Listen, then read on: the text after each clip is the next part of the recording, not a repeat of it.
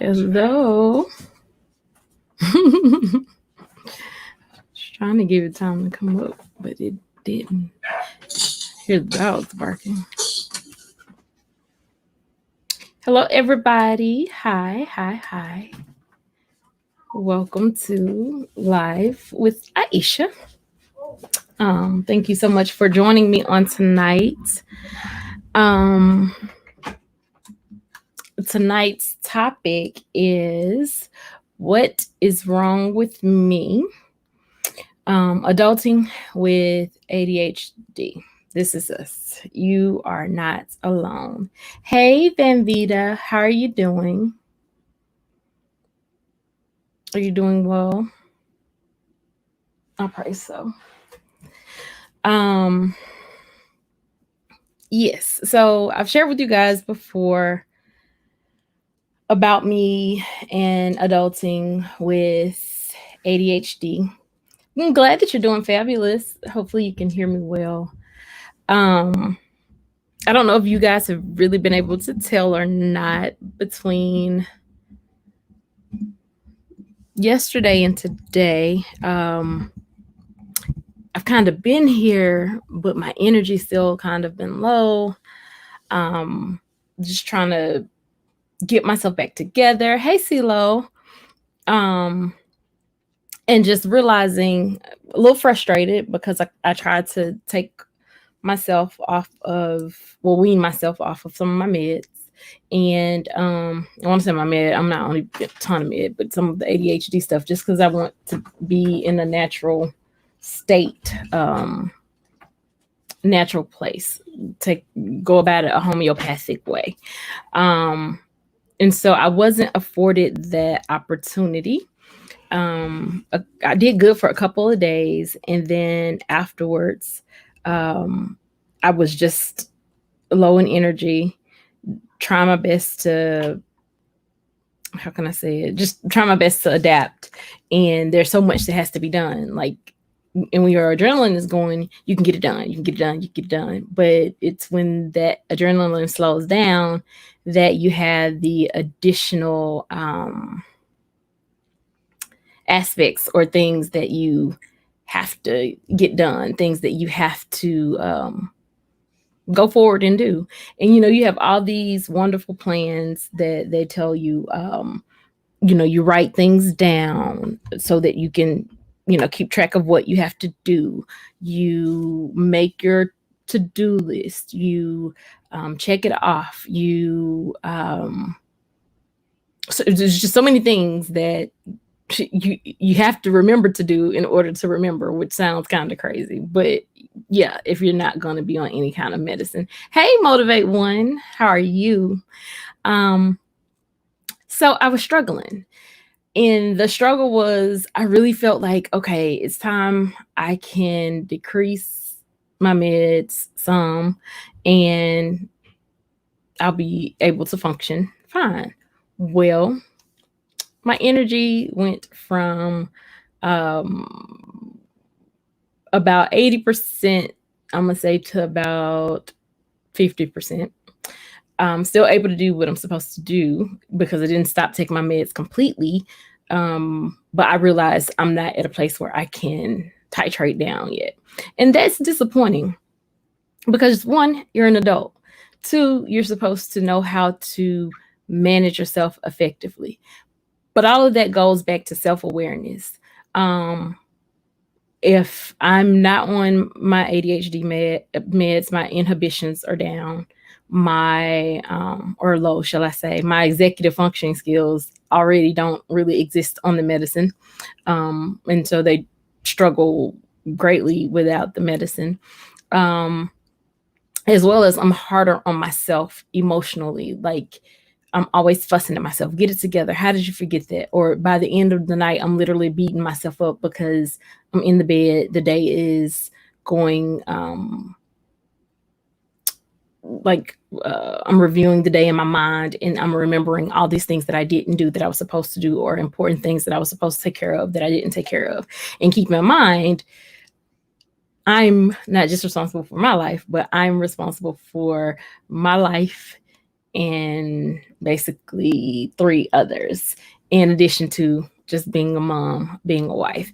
And so I was really, really hard on me.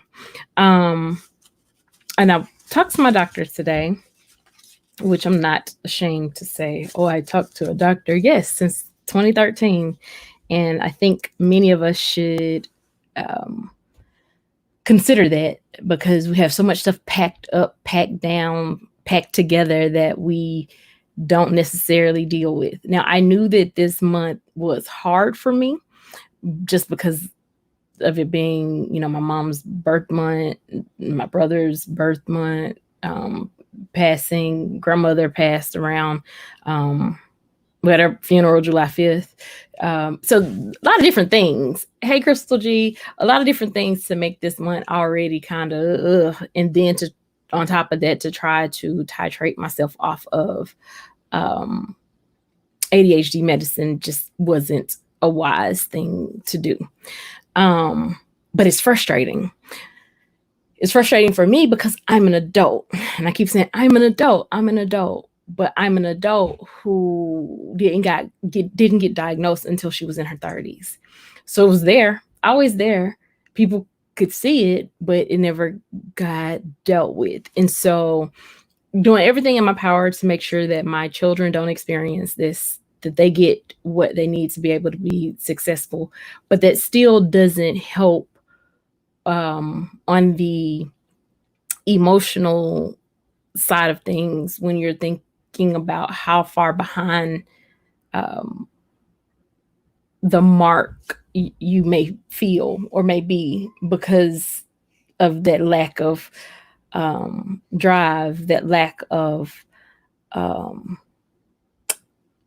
that ability to procrastinate for no reason, that feeling of overwhelmness that comes over you when you have to write a paper or write something out, or just even to execute and get up and get started. And so you know what it is, and you know the different things that are in practice, but it's not as simple as just do it. When you're talking to somebody with ADHD, it's so easy to say, just do it, just do it.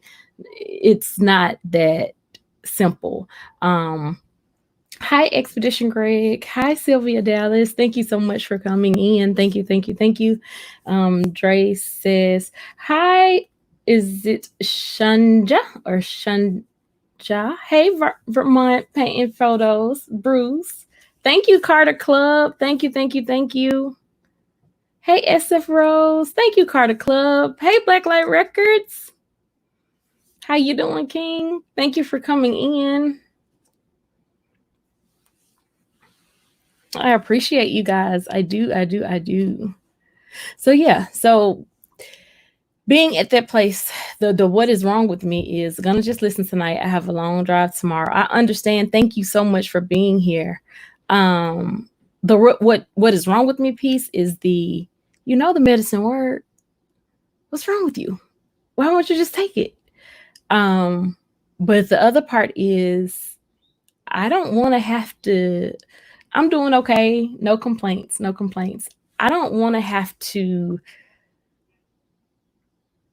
Hey, my Kimmy. Thank you for coming in. I don't want to have to. How can I say it? Need anything to make my brain do what my brain is supposed to do. So that's frustrating for me. That makes it, oh, Carter Club, I'm so happy that I am your first raid. Oh, that is so cool. Hey, TR, thank you for coming in. Thank you so much for the raid. I appreciate all of you guys. I do. Thank you. Thank you so much. I appreciate you guys more than you know. So yeah, we're kind of about 10 minutes in, and we've kind of gotten started. So basically, the truth of the matter is, I didn't want to take the medicine. I didn't want to, knowing that it worked, knowing that it has been working. I call myself trying to reduce it. And during that time, I only caused myself more harm than good, I guess. I pushed myself further behind.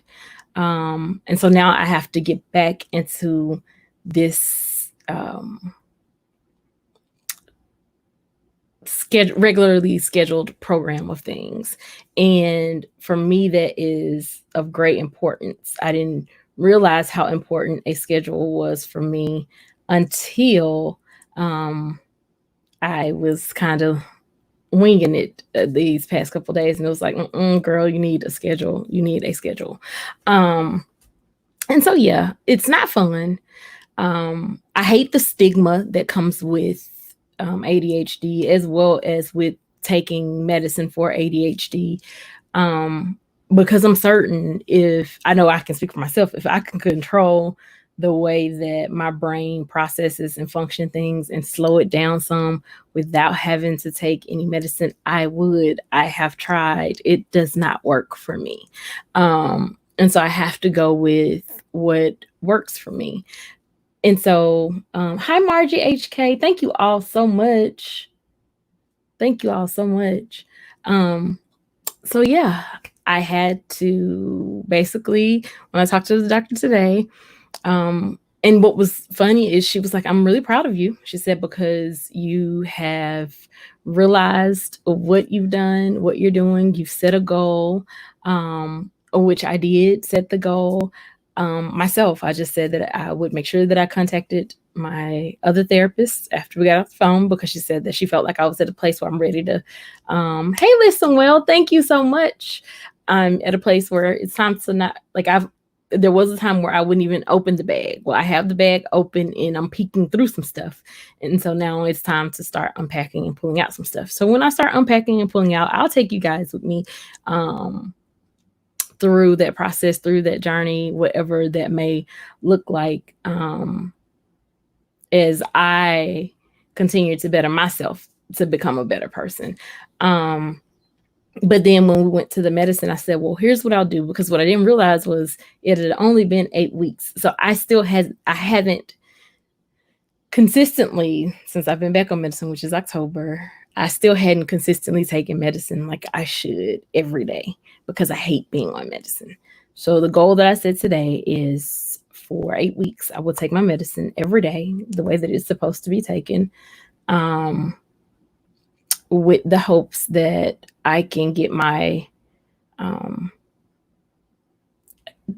scheduled, get myself recentered, get myself the grace that I need. Because right now I'm beating myself up. Like, nobody has to beat me up. If I see clothes that are unwashed, I'm beating myself up. If I see a fan and it needs dusting, I'm beating me up. If I get in the car and something has spilled, I'm beating me up. Like, nobody can do a better job at beating me up than me beating me up. So yeah, I have to get out of this place. Like, this is toxic. This is not the right place to be in. One of the best things that could have, everyone's live. Yikes, late to the party. But greetings to Iseashia, Memphis, watching you live on YouTube from Philadelphia, stream shared on their community too. Thank you so much, Derek.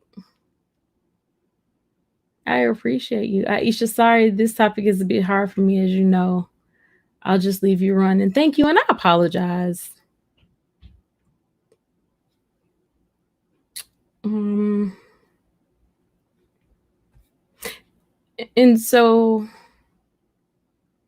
and I fully understand. Vermeil painting photos, it's hard for me too. Like that's just me being honest. Because I don't want to have to take medicine. I don't want to. I want to be able to, like, I don't know, make my brain say, get up this time of the morning, go to bed this time of the night, do this at this time, that at this time. I want to be one of those people. God didn't create me that way. And I guess I'm okay with it. I mean, I have to be okay with it. What I'm going to do, argue with God about it? I don't know. I'm just happy that I can talk about it. And I'm also happy that someone else can look and say, wait a minute. So this lady knows what I'm going through. So this lady, she's experiencing what I'm experiencing as well. And so, yeah, I heard in Carter Club's live, I was over there and they were talking about the 4 o'clock bush or something in the root. And I was like, where is it? Send it to me. What does it fix? Because I just want to go the whole, like, I don't want to have to take any medicine ever. And I just believe, God, that I will get to that place again. I am going to put the link in the chat if anybody wants to come up. So yeah. What is wrong with me? Adulting with ADHD. And the biggest of it is I just don't want to take the medicine. But I have to take the medicine if I'm going to be effective in my life, in my journey, in the journey to help others. Like, I have to.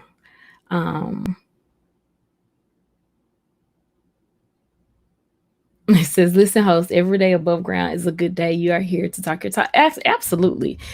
Every day above ground, I'm grateful for. It doesn't negate that wanting to do better part. One second. Hey, Derek. Big time. Shout out and respect due to Iseashia, Memphis. Was good with you, go. Dre CEO, I see. Slow motion. I see he been on these YouTube streets today without me. I just cruising. Go on, Dre. Yeah, bless Dre CEO. Yeah, I did this. I've been moderating everybody live. So moderate for Black Light Records and Stage Girls. I was here, there, everywhere. Went down to Florida and moderated for the girl down there. Then I went back to New Jersey and moderated for the singer Fijah TR9 area X. You know, he sings really well. Him and Carl Lewis. Yeah.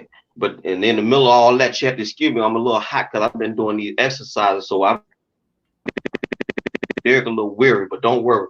I'm in the bathroom right now, in the shower and all that other stuff. But I just wanted to come on and say, I don't blame you about the medication, all the contraindications that go with it and everything. But the fact is that you here, you alive. Every day above ground is a good day.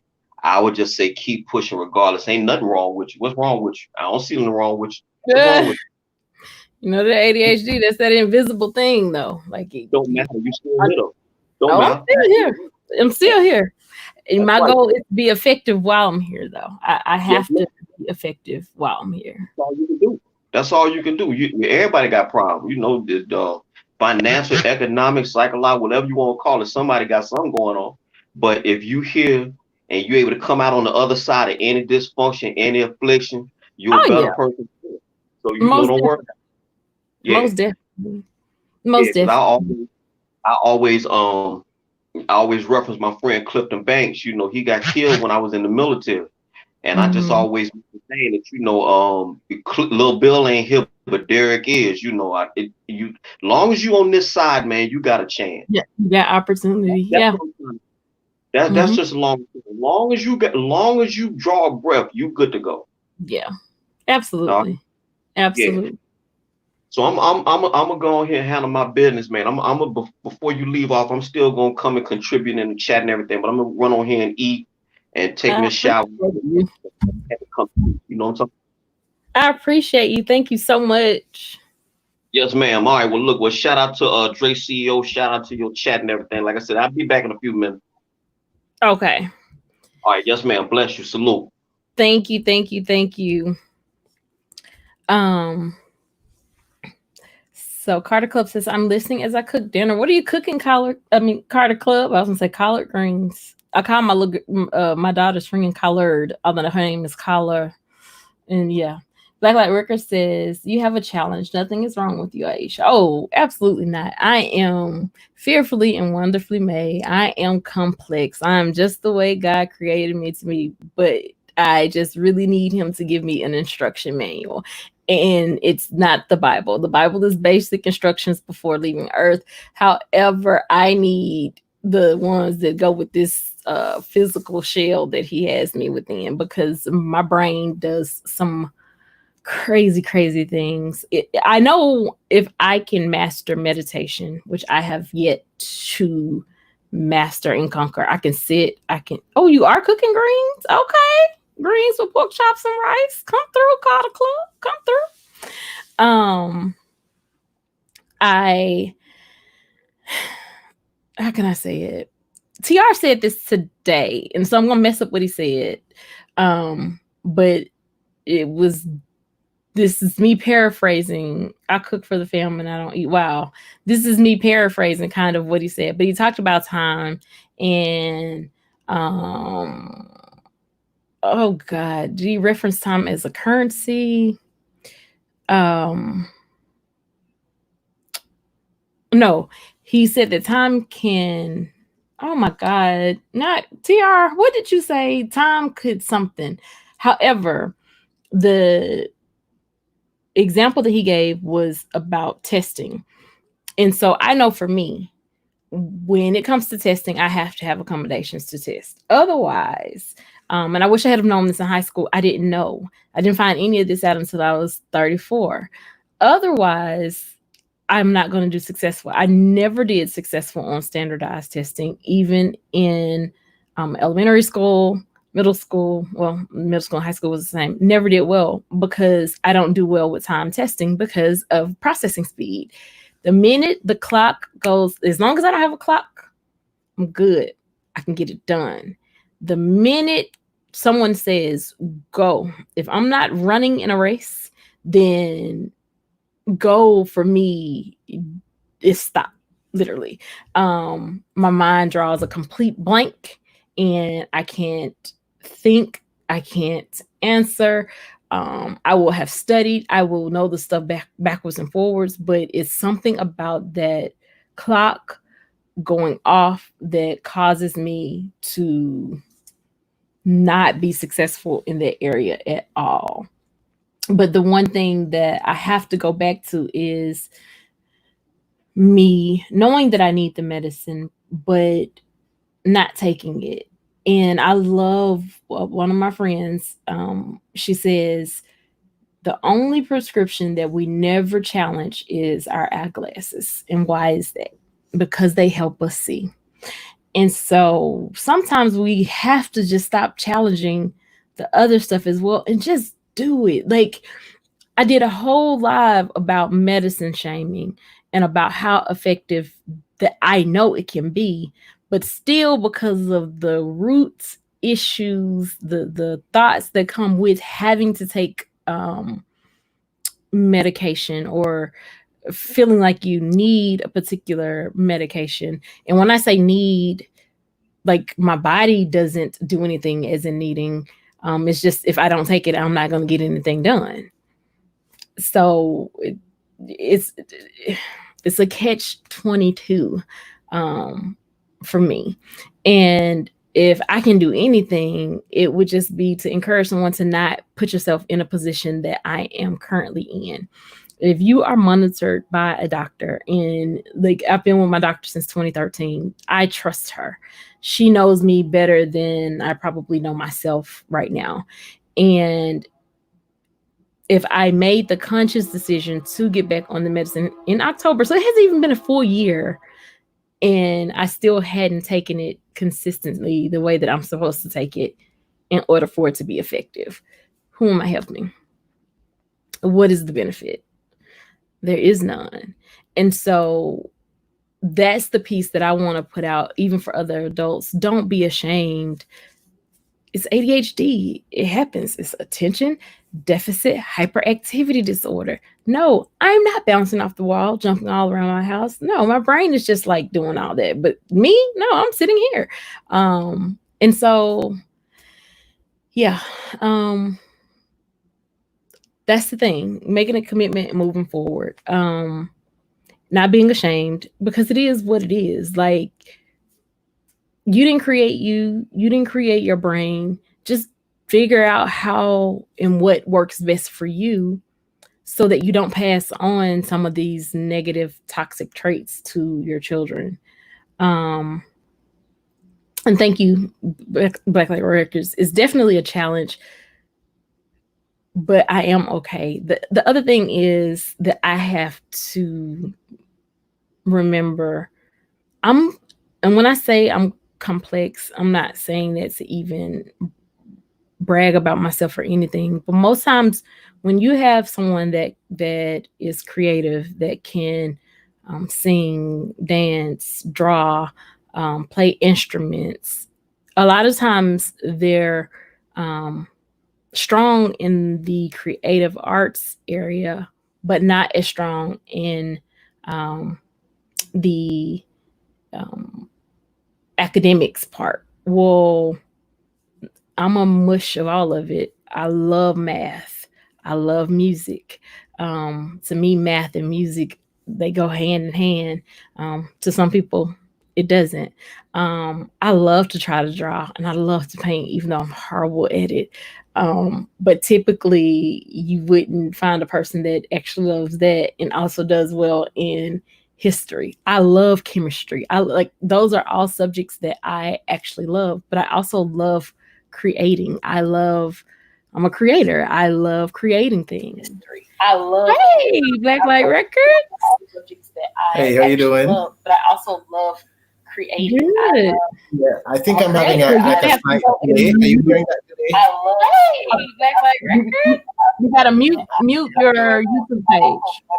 Are you hearing Yeah, I think I'm having like a slight delay. Are you hearing that today? I'm trying to figure out what's going on. You Yes, gotta mute your YouTube page. yeah, that's what I realized. I have to do. I think I'm having like a slight delay. Are you hearing that today? I'm trying to figure out what's going on. Is that better? Yes. All right, thanks. I'm sorry about that. I'm still a novice, okay? I'm learning, I'm learning the process. All right, you know what? I thought I'd jump on to say something really quickly. We, especially people of African descent, have a very interesting relationship with issues that have to do with the brain. Mm-hmm.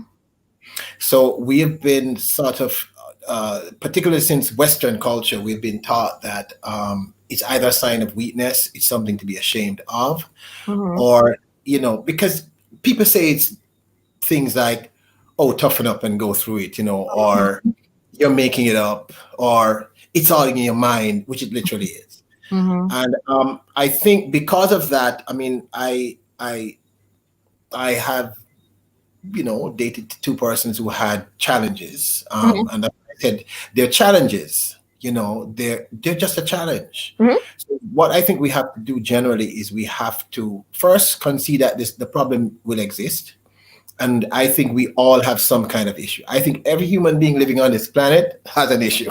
Yeah. They're probably not aware of what that issue is. Mm-hmm. So if for you to function at your optimum, you need to take Mhm. something.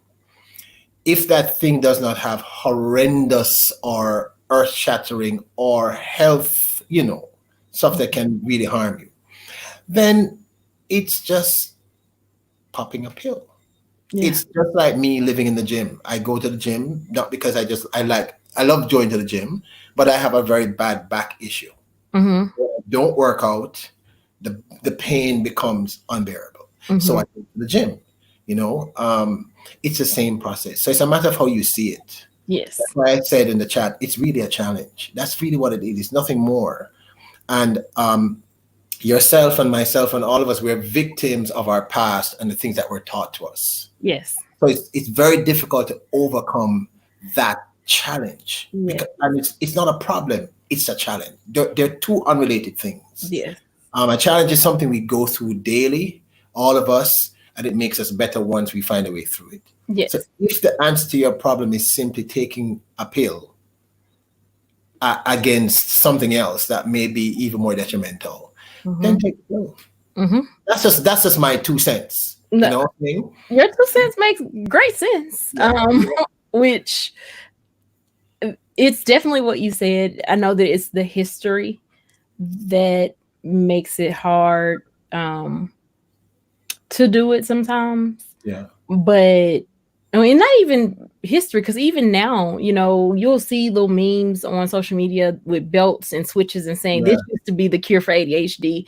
I'm Right. telling you, I was the kid that got beat. There are people in the chat that can verify Yeah. beating does not stop a child from being impulsive, or No. it don't work. Yeah, it doesn't work. And so just, I think for me these last 2 days, I'm more frustrated with myself.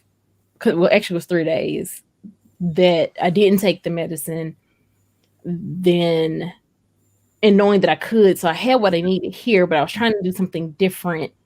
And then now I'm back at like this reset again.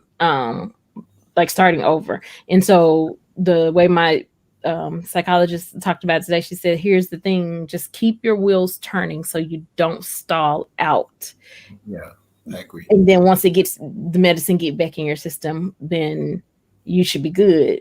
But when she said stall out, I thought about that. And that happens a lot to me, where I'll keep going and I'll grind and I'll put my everything in it. And then I just get to a point where it's like I hit a wall and I can't go beyond that wall. And I'm like, I'm tired of just hitting the wall. I want to go through the wall.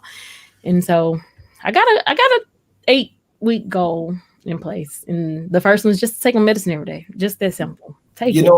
Do you know that saying that when you're in the forest you can't see the trees? Mm-hmm. Right. The thing is, I think once we're in the middle of a process, because you said something a while ago and I wanted to stop you.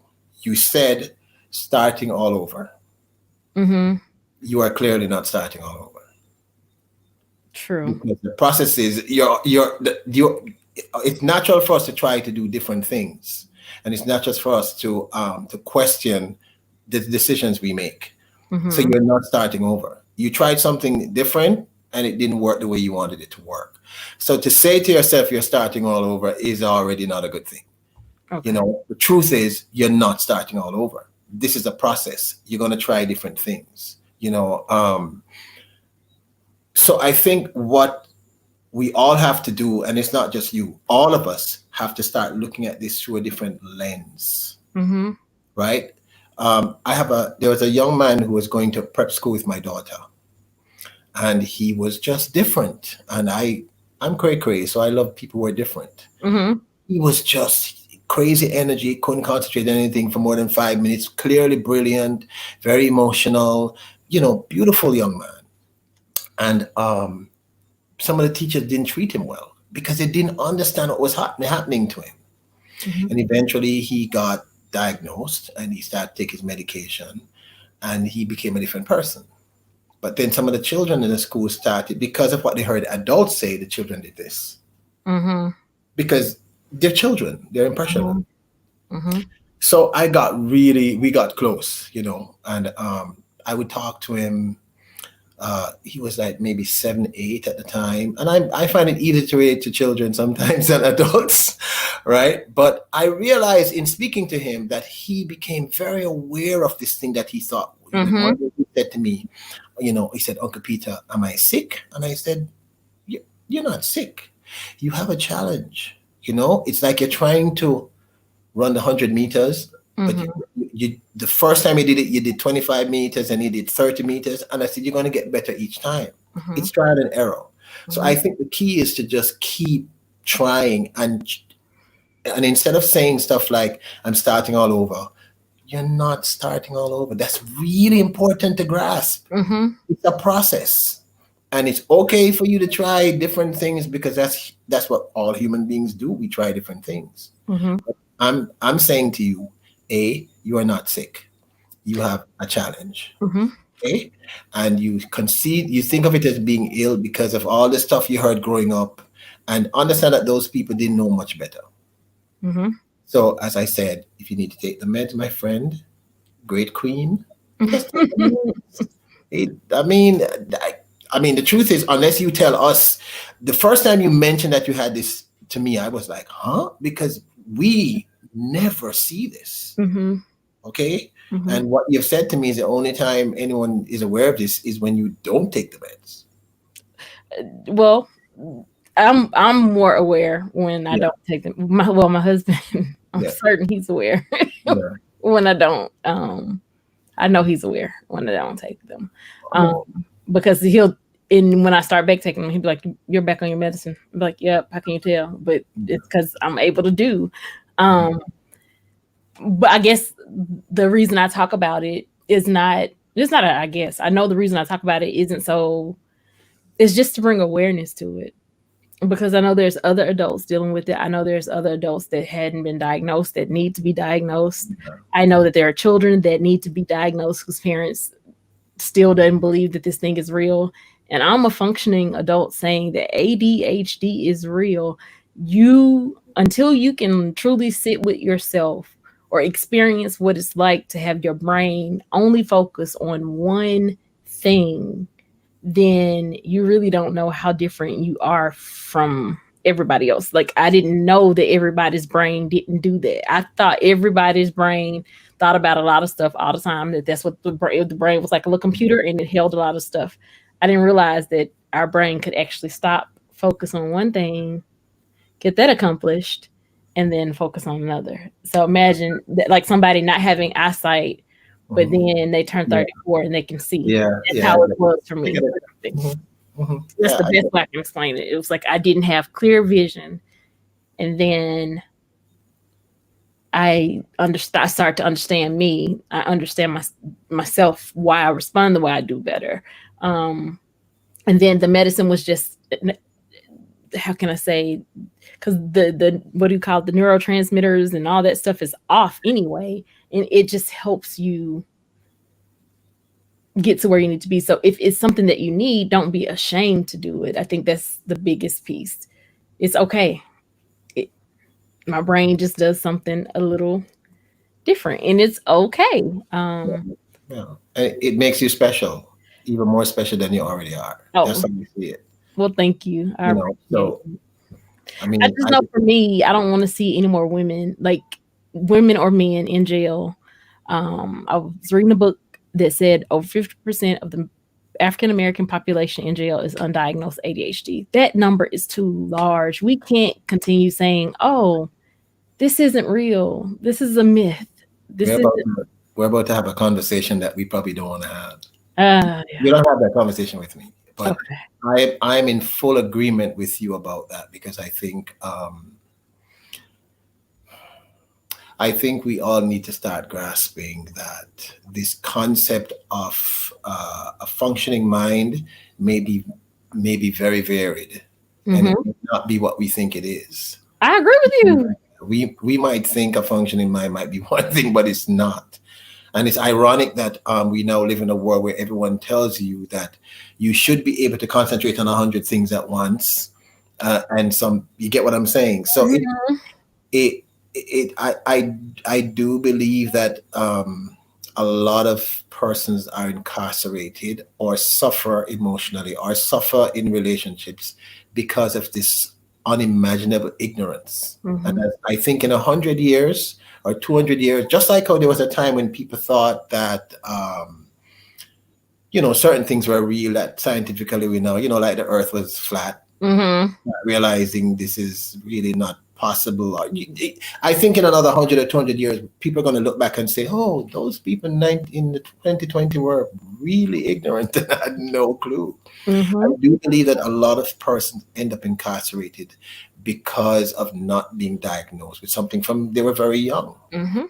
They're either abused or beaten, or and they end up going in a direction that they don't want to go in. Mhm. And I do believe that all police should be trained to recognize mental challenges. I agree. Every single one. And I think 100%. many police also have Oh, absolutely. challenges. So I mean, we're really getting into you know, I think it's wonderful for you to be up here and say to us, this is an issue, and we all need to accept this. And I Mhm. think once we normalize this, once we start Yes. to not to say, okay, hey, um, because we've resisted a lot of things over the. Mhm. I mean, 100 and odd years ago, women weren't allowed to vote, Mhm. which Mhm. No, I never understood the logic of that.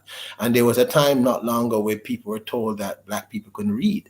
I mean, there's so many things. So the fact Mhm. is, as we get more advanced as human beings, we're going to look back and say, this was idiotic.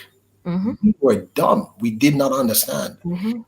And I think that's why we need to have more persons like you be honest, and step to the fore. But what I don't want is for us to identify these things as illness because No, they're not. it's a different for even with my daughter with her having autism. It's I like to say it's just a different ability. Her brain does stuff differently, but the piece that for me even with ADHD is it's hereditary. Yeah. Like it so this is something that I got from my father that I passed on to my children. Like it is hereditary. And so some of the stuff we could kind of, if, for example, had I have known and had I have learned how to properly control my impulses and my inhibitions when I was younger, um, then that's something I could have passed on to my children who may have still had the ADHD trait, but I could have passed on the characteristics of organizing and putting things, always having a place for something and helping them when they were younger to deal with issues that, or things that I knew could have been issues as an adult. But because I didn't, I just raised them how I was raised. And so now when we have grandchildren, hopefully we can steer it a little bit away. But I don't know because now everything is still going so fast. The more I try to slow my brain down, the faster stuff is going. So I don't know.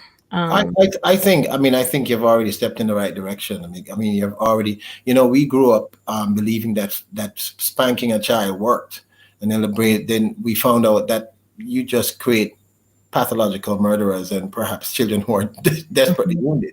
We grew up thinking a lot of stuff that wasn't true, and I think the fact that once we get to a point which clearly you're at, where you have identified an issue, you're acting on that issue, and you're trying to inform the persons around you about that issue. Because there's another way you could have looked at what you just said. If the adults around you when you were a child were aware and could assist you in dealing with the process, then we wouldn't be having this conversation. We'd be having a different conversation. So the beauty is that you are now the adult and you are now able to impact those children and the grandchildren and say, okay, all right, instead of us trying it this way, we can perhaps try it that way. You know what I'm saying? And I think that is the beauty of evolving. Yes. Because I believe human beings are constantly evolving. I mean, you're going to always have some cray people who just want us to go back to like 18 something or 17 something. Those people exist, and they probably have mental issues themselves. But the truth is, the fact that you are here and you are brave enough to stand before us to the world and say, okay, I have this challenge. This is how I'm dealing with it. I'm learning how to cope with it. You will be able to say to your children and your children and your children's children, hopefully you're blessed enough to be here for that. I pray so. And to say, this is how we should handle this. And I think once we get to that point where we identify a challenge, then it changes the paradigm. The process changes. Yes. And the fact is, let's be honest. 30 years ago, people of African descent, when you said in Jamaica, people they'd say you're crazy. Boy, I'm crazy. She's crazy. You had a challenge. You're either mentally traumatized. You had a genetic issue. Something happened that made you a little different. And based on my reading, Steve Jobs, he was clearly a genius, was nuts. He had autism. Yeah, but I mean, I'm saying according to our theory of the concept. So, I mean, some of the greatest minds that we've had have had these issues and these challenges. So we have to start understanding that this is a part of the human condition. It is not a curse. It becomes a curse if you make the person think it's a curse. Yes. Or if you have it as a curse. And that's it. Yes. So, I mean, I just think the more persons like yourself that communicate and say, listen, this is the process. This is what we are living. Your brain is going A, B, C. My brain is going A, 1, 2, Z, 5. Yeah. Right? mean, because I dated someone who had this issue, and when she explained this to me the first time, I couldn't understand. I was like, "What?" Mm-hmm. Because we're talking about apple, and in 10 seconds we're talking about banana, and I was like, "How did we get to banana?" So Yeah. I think once we have more and more persons speak about their challenge, Yes. never an illness. It's just like us telling young men of color that they're double cursed. No, you're Yeah. not. This is how you're born. It's just a matter of trying to change the process. And we have to do that because we have to have faith that human beings eventually go in the right direction. And I believe that. That's why I said to you, I love people because I know that eventually we're going to get to a point not far from here where racism will be something that people look back and say, how the hell were people prejudiced? Why? Yeah, Yeah. I know this is going to happen. You know why? Because I see the changes happening Mhm. bit by bit by bit. Mhm. And the fact that you are now able as a young lady to say, hey, I have this issue. I'm processing it. I'm living through the process and I'm doing okay. Mhm. And then you can say to your child, if her child has a child like that, and say, okay, no, that's the wrong way. This Mhm. is how we do it. Mhm. That's how we improve as human beings. The problem is that as human beings, we want things to happen right now, and they can't. Yeah. So you're an amazing person for doing this. You're a hero, Oh, literally. thank Because you. you are. Listen, you are representing an entire group of individuals on a YouTube platform, and you're speaking your truth. And there are people who are going to silently be able to say, okay. And someone will come to the stream one day who is dealing with someone like that, not understand, will leave the stream and say, oh, okay, maybe that's what's happening. Mhm. We have to see the world that way. Mhm. It's either the glass is half full or Yes. it's half empty. All Yes. right. And I'm always a half full kind of girl. Yeah. So I Yeah. think, as I said earlier, if it's to take a tablet, take the tablet. You don't Yeah. care. You know what Yeah. I'm saying? And you have to remember that if this is genetic, you have a duty now to pass that wisdom on to those who are coming. Mhm. And that's what we have Absolutely. to start doing as people, as human beings, not as black, white, yellow, or whatever you want to call us. Absolutely. Human beings, you have to start understanding we have a duty. Our job is to create something better for the people coming. Absolutely. Get me?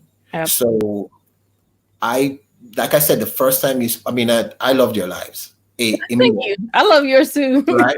But the moment I heard you speak that, I was like, wow, this is a courageous human being.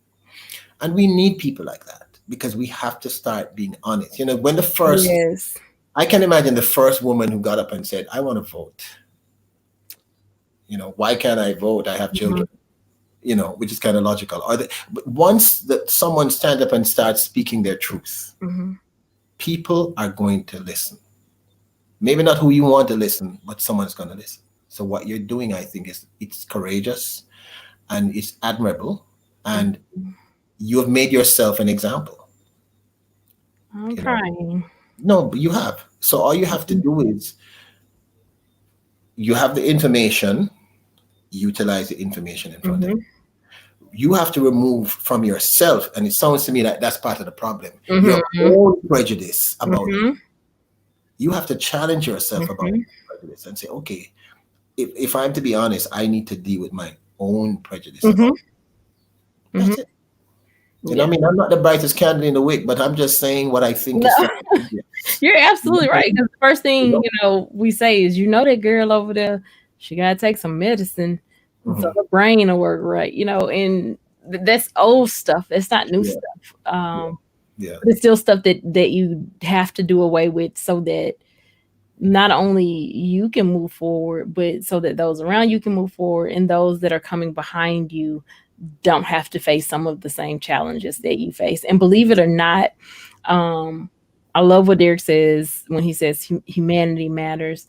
Believe it or not, I literally just changed where I get my prescriptions from, Mhm. because when I get my prescription filled at a in an area that's not urban, I don't have any issues. Mhm. It's Mhm. filled. No one is judging me. Yeah. If I go to the pharmacy that's in the urban area, I'm automatically looked at as well, somebody that's pushing pills, peddling them on the street or something like that. And it's like people don't even realize the stuff that they put with it that they shouldn't. And so that also makes me sad because I've heard how um, parents struggle with giving their children medicine. I even went through with my son. There was a time where he told me, I don't want to take it, mom. It just doesn't make me, I don't like how it makes me feel. I don't feel like myself. And so at that point, he was 15, going on 16. I had to accept that he wanted to try to figure it out on his own. And I had to respect that. And the same for me. Now, my oldest daughter, though I was late, and I went through the sadness of that because she was diagnosed at 7, and it was like the devil is a lie. We're gonna cast this out in the name of Jesus. This stuff ain't real because it's my grandmother told me it wasn't real. Didn't affect us, and it wasn't until my son that I realized, wait, this thing is hereditary. Who did they get it from? And when I started looking back over my grades and just report cards, I stayed having N's and U's in conduct. Stayed with, we called them hickeys on my forehead because I climbed and fell out of something. Stayed into stuff. I was very impulsive. Like I was going to fly. I'll never forget I was going to fly. I don't know what I had watched that made me want to fly, but I was going to fly. So I was smart enough to try it on the kitchen counter first. And it didn't go over well. I smacked myself dead in the face. But had I have taken any type of flight from that kitchen counter to the floor, I was headed to the roof. Oh yes, I was gonna go to the roof of the house, and I was gonna take off flying. And so, yeah, when you know the brain works like that, you just kind of. I'm happier knowing that there was something different with my brain. And what I have to do to make myself align with what makes me feel happy. Let me say that, because I also hate saying normal, because who determines what's not normal? Who determines the norm? There is no normal. Right. Normal is created. I was going to say to you, one of the problems that we have, and this is the beauty of being content creators here on YouTube, is that the media is used for many at least for decades, to program us. So our perspective of mental health actually comes from the media. The media in the movies, there's the crazy girl taking the pills or something. A lot of it is what we grew up seeing, and it's being fed to us consciously and subconsciously. And we have to fight it, and we have to sit with our children and say, listen, this is bull crap. This is not true.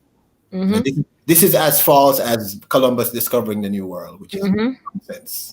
Yeah. Absolute, unmitigated nonsense. Yeah. This is someone pushing an agenda. So that's another reason why we have all these crazy challenges, because we were told growing up, and one of the first horror things I watched was a movie way back, black and white, called Rosemary's Baby.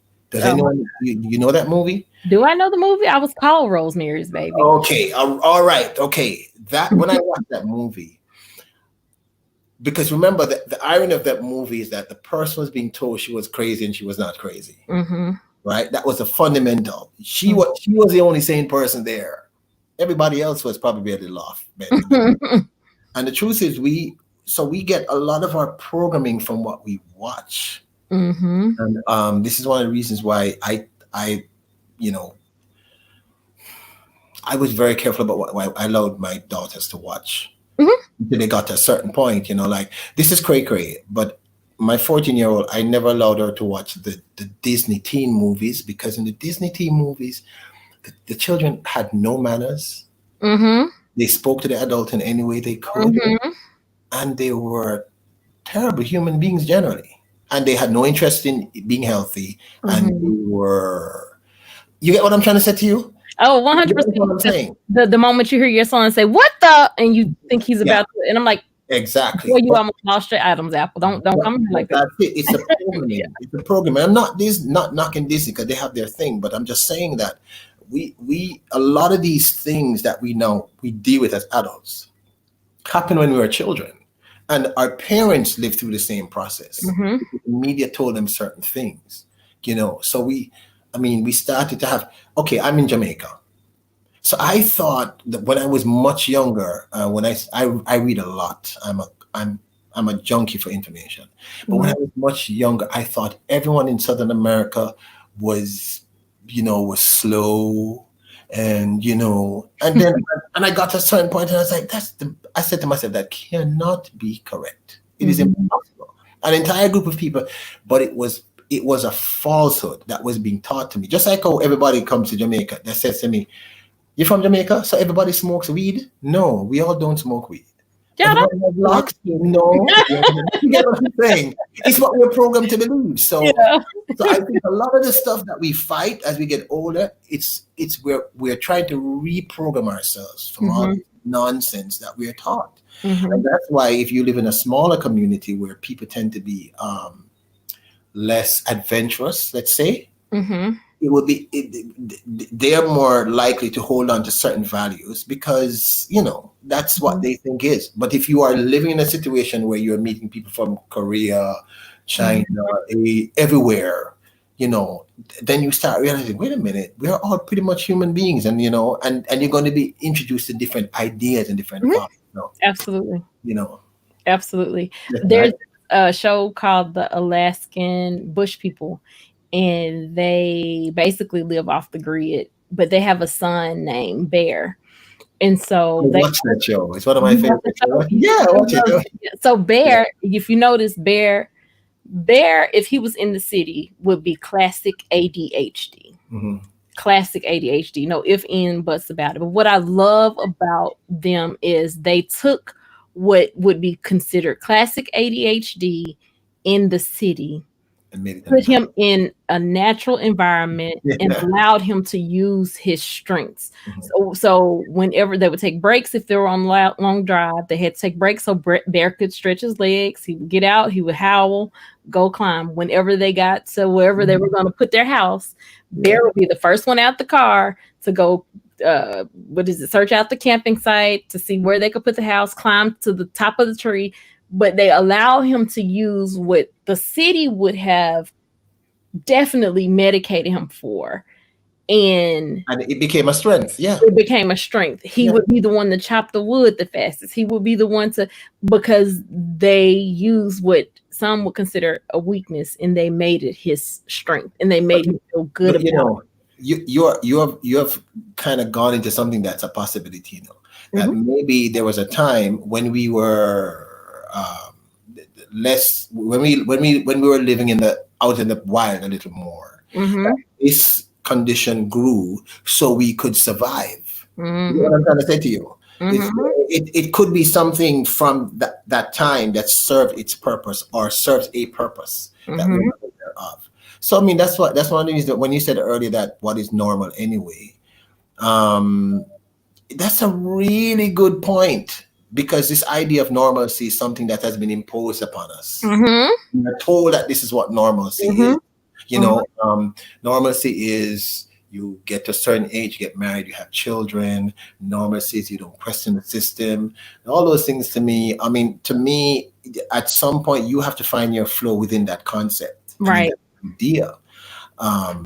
So maybe this is not even a challenge. Maybe it's what we're supposed to be like, or a group of us out there. It's a cycle.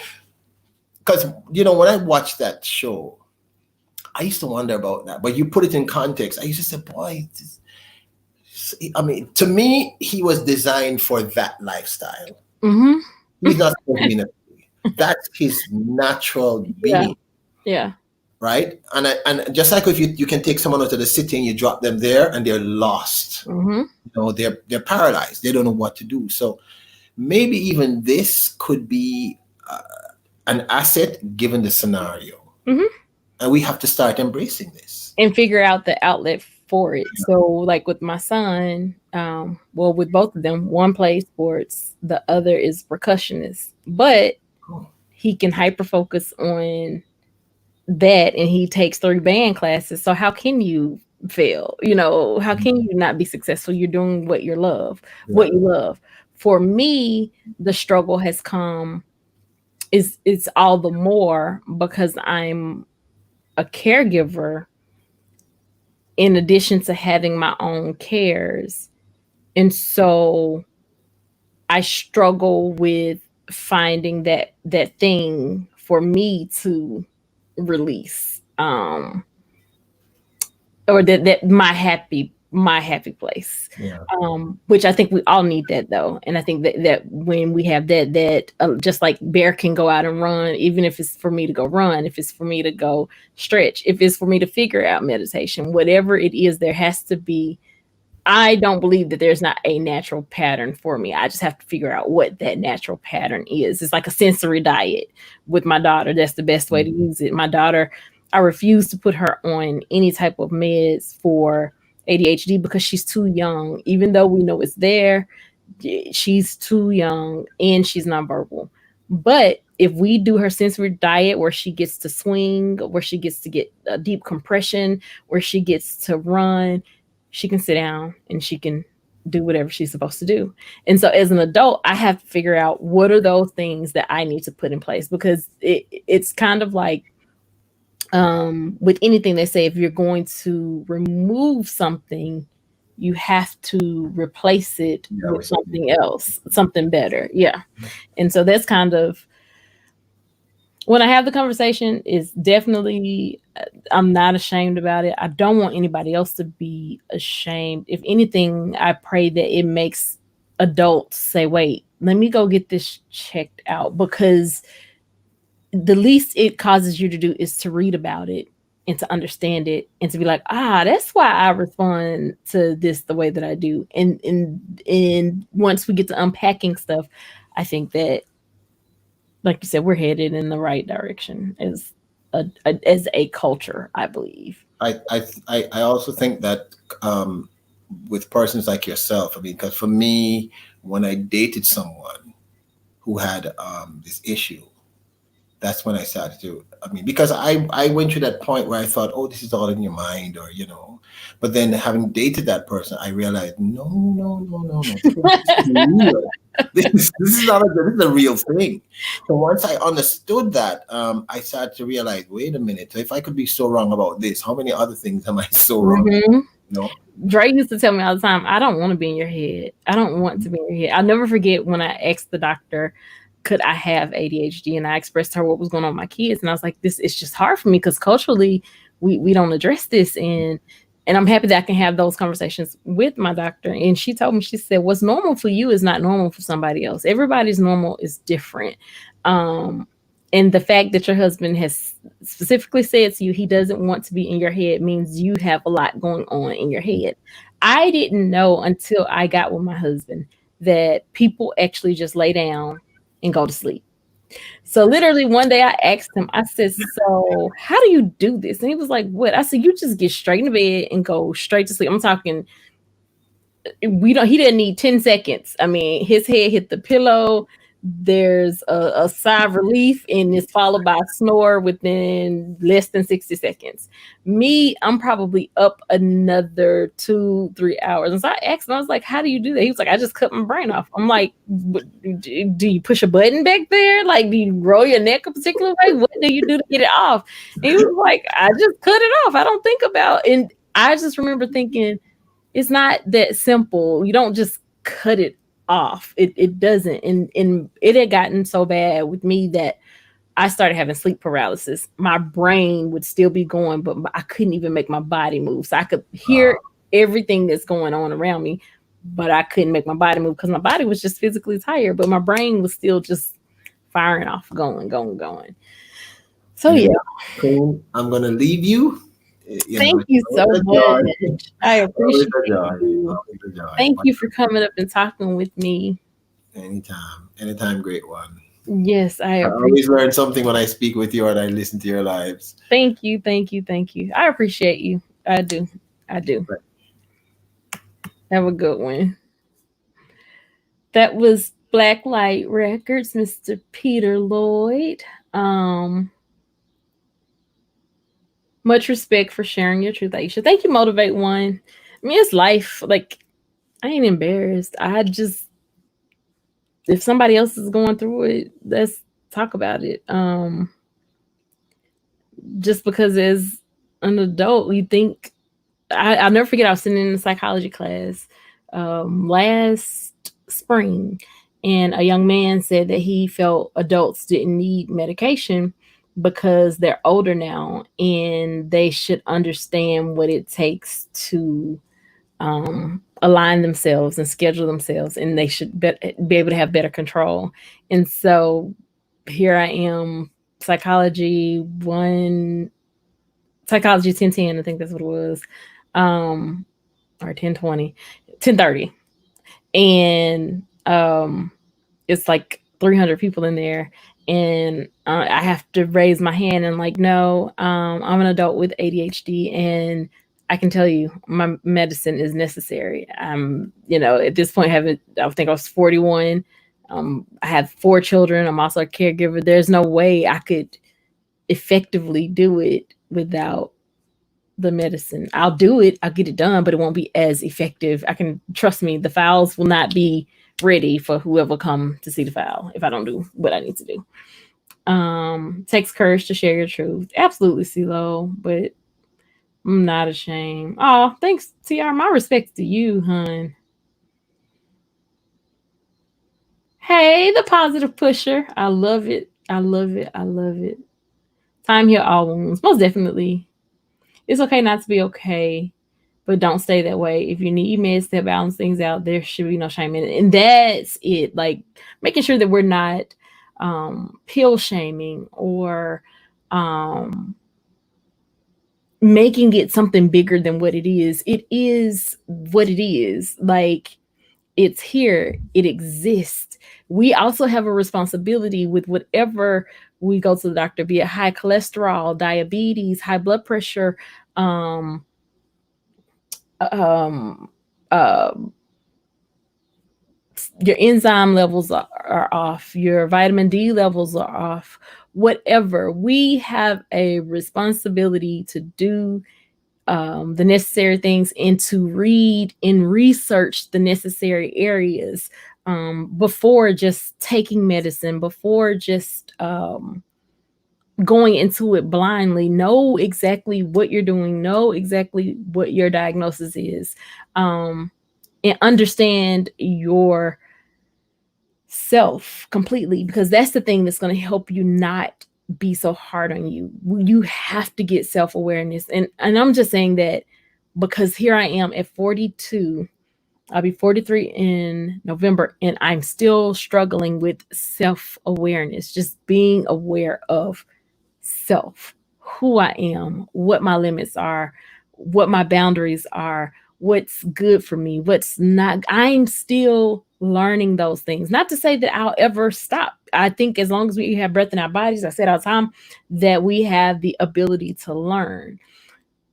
But in the meantime, what do we do now? Because we have so many children that I still see that aren't being treated, aren't aware, aren't even taught just how to time manage.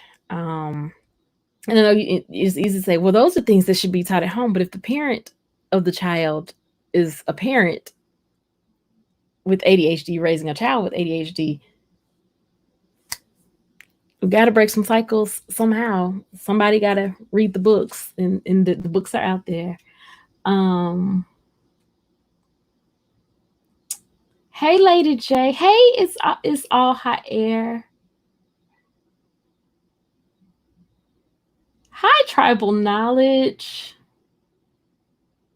Still working, but I'm here 100. Thank you, Lady J. Hey, Family Time One. It's all hair said exactly. I already know what CeeLo says. She can verify for them meetings. It's a hot air says I have ADHD too. Wow. Dre says, and when we look at things as a challenge, we often rise to the occasion to take it on, but we often look at problems as unsurmountable situations that we fear to face. And that is true. It's crazy because like God equipped me way before I knew I needed equipping, if that makes sense. But the way I would conquer some would be, I would literally say to myself, I'm gonna conquer this. It's not gonna conquer me. Be it math, I'm gonna conquer math. Math is not gonna conquer me. Whatever it was, if it was something hard, swimming, y'all, I'm so afraid of large bodies of water. I've never been professionally taught how to swim. However, my husband has helped me some, and my fear has decreased a lot. But there was a time that I mean, you still ain't just get me on a little platoon boat or nothing out on the Mississippi, but I'm better than what I was. And it's because I had to say, I I'm gonna conquer large bodies of water. Large bodies of water is not gonna conquer me. Um Kimmy says a lot of people don't understand the hardship that comes with personal life struggles. Yes. And the truth is, we all have personal life struggles. And no one struggle is, I love, love, love. And I have to, it was Cyrus Bean from Scandal when the president's son was killed. And I think Cyrus's husband or something was killed. But however, he said we can't compare sufferings. Like, you can't. No matter what I go through, no matter what somebody else go through, you cannot compare sufferings. It affects all of us differently. There's somebody that could have, well, I don't even want to say that. I don't wish anything that I've been through on anybody else. However, I don't want to take on anybody else's troubles either, because I can't guarantee you I can walk them out in their shoes. I'm doing good to walk the mile in my own shoes, successfully. And by the time I get to the end of the mile, I'm out of breath. I need water.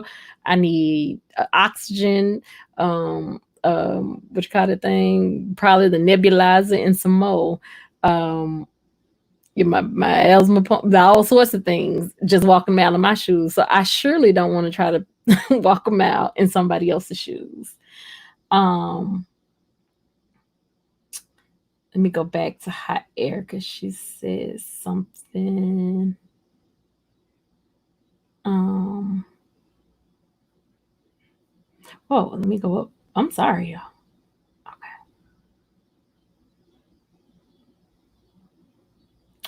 It's all hot air says my parents was against giving me medicine, so I have never took medicine for a while. And that's the crazy part. My mom, I'll never forget when I told her, she was like, so I messed up as a parent.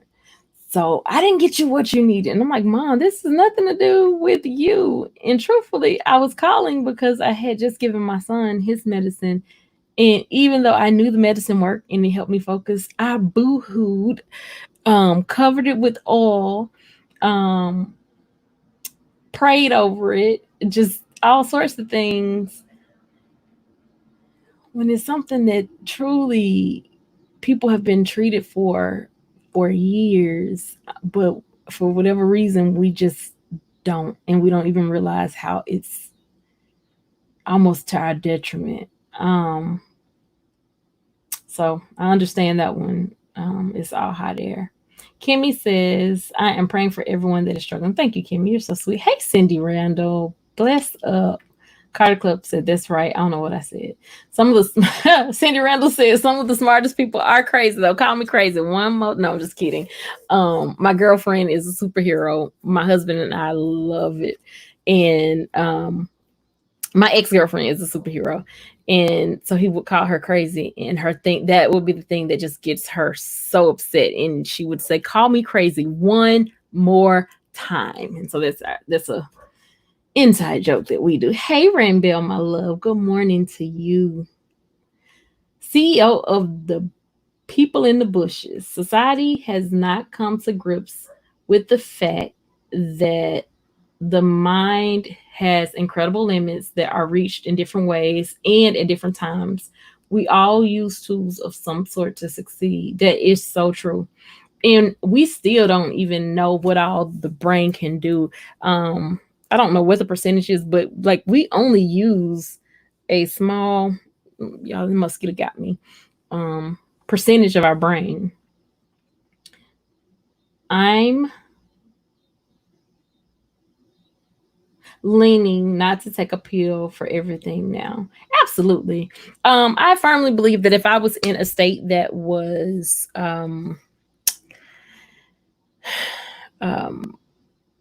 that allowed marijuana to be legal for medicinal purposes, that would be the way that I would treat everything. And that's just me being absolutely 100% honest with you. Less side effects, and it cures headaches, body aches, anxiety, depression, um, ADHD. I mean, how do you have this one plant with so many components to it that can attack so many different illnesses, yet there are so many people in jail because of this plant that actually saves lives, right down to children in seizures? I've been researching marijuana since 2014.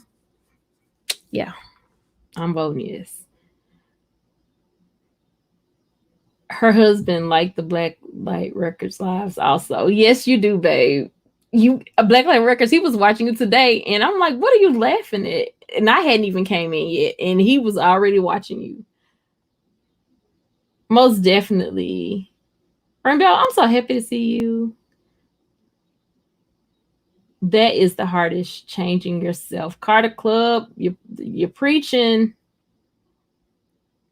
Bruce says, I was told, stop being crazy when I was a child. I was a troubled kid. Now people ask me how I know so much about so much because I never focused on one thing alone. Everything all at once. Add OCD.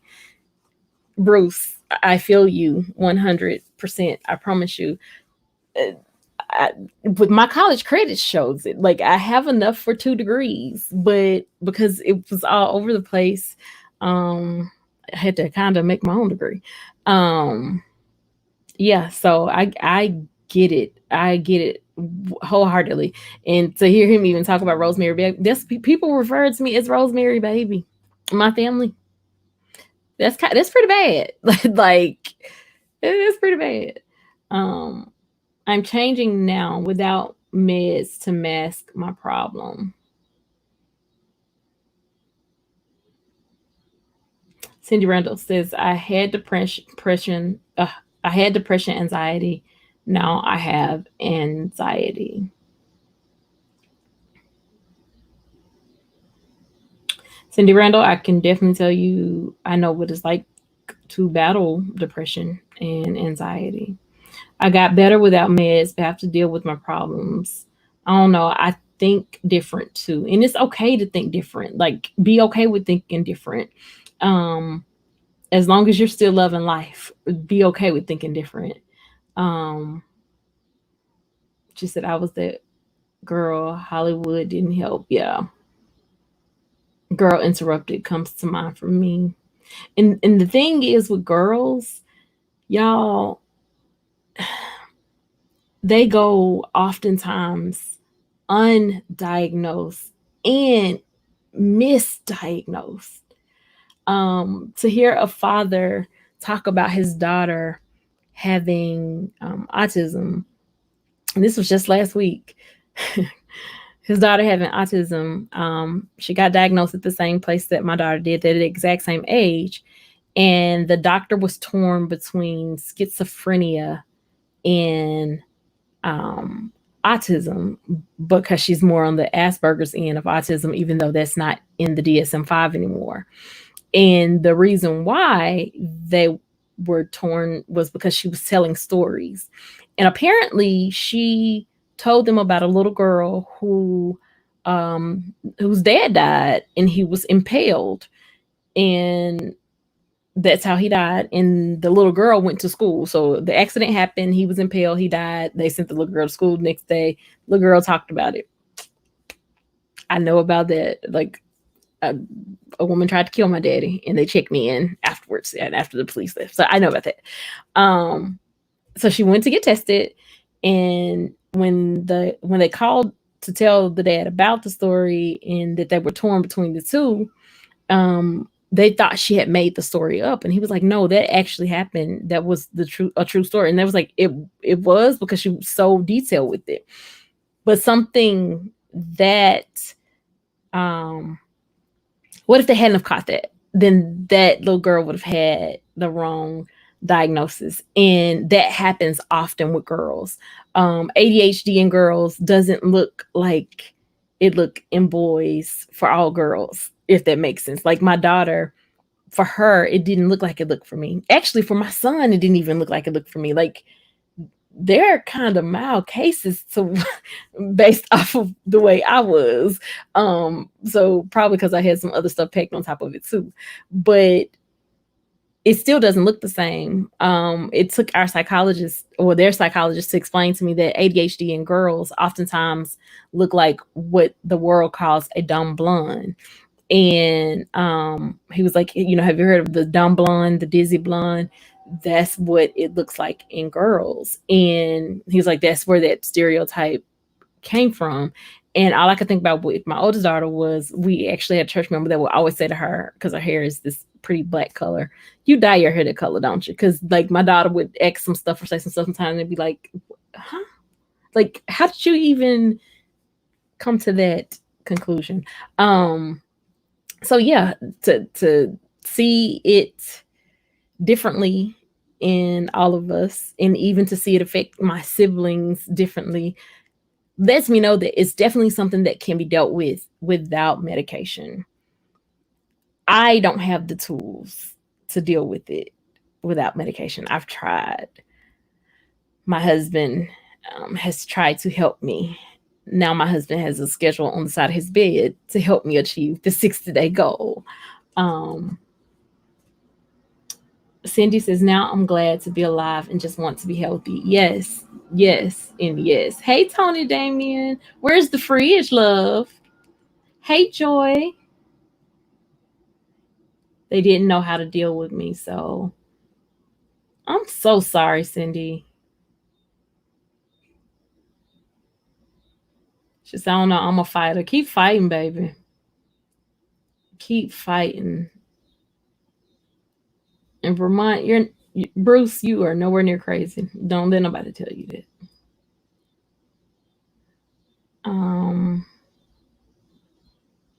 Kimmy says the TLC shows are the best. They really are. I watched the Duggars too. I hadn't watched the last few seasons since what happened with Josh occurred, but I used to watch them all the time. What is normal nowadays? What is normal? There is like, who determines the norm reference? That's all I'm saying. Like, it's broken. Let's not even talk about it. I watch the outdoor shows on TV. Yes. Vermont, definitely. He says Aisha has seen My Happy Place. Yes, that is. Watching Bruce paint gives me so much peace in the morning. And I know that may sound so crazy, like, huh? But hearing he don't even realize, and I didn't realize it until this morning. He was, he had a brush, and he was, it was the white part of, I guess, like a cloud, and maybe that was a waterfall. I'm not sure, but he was adding like some charcoal, little darkness to it or whatever, and hearing that brush go like it, I can't even explain. I was like, what is that? When did I feel like I'm still learning things that give me peace, things that give me joy, things that I don't like? I praise God for my husband, who allows me to say, if it's something I'm uncomfortable with or I'm not sure about, if it's something he really wants to do, like camping, like the camping is a good, he knows me. He knows how anxiety ridden I can become. He knows how uneasy I can become. But with camping, he just kept assuring me, babe, it's going to be fun. We're going to have a good time. I got you. I promise. I got you. All the way up until the day we left. I got you. In the car. I got you. And then I was like, well, 42, first time camping. That joker said it's his first time too. Bro, what? How I just literally let you sweet talk me into going camping, and this your first time too, and you telling me? But I guess he felt like he had watched enough TV shows, and he had been with the Alaskan bush people. He's gone with them over seasons, so I don't know. Maybe he thought. But yes, Bruce, that is definitely your happy place. You seem very calm Um, I was noticing that yesterday, even just how your hand is there and your body's not in the frame, but you're just calm. And yeah, Dre says YouTube is one of your happy places. It is. Strangely enough, I think Derek said it best, how we can um, have affinity for people that we've not met. Like, I genuinely have love for those that I am connected with. I am. Hot Air says it's all facts. I don't even know what was facts, but girl, thank you. She said, I'm about 3 hours every night. My brain don't shut off. Yeah, and that's not good. Because here's the thing. Do y'all know that technically so the brain is not supposed to shut off. Let's talk about that. I just learned that in it was one of those sociology classes. So let's talk about multitasking first. Multitasking. I want to give y'all a reference for that one. Hold on. Multitasking is bad for the brain. Um,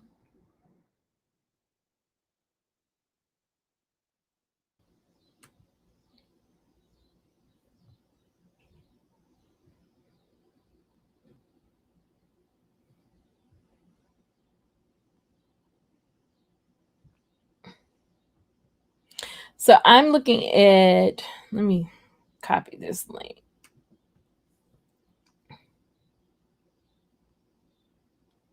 And this is an article from 2014 in Forbes. But I learned this in my sociology class from my professor who was 80 something years old. And he was still working to be working because he wanted his brain to stay young. We think multitasking helps. No, multitasking actually damages your brain. It says you've likely heard that multitasking is problematic, but new studies show that it kills your performance and may even damage your brain.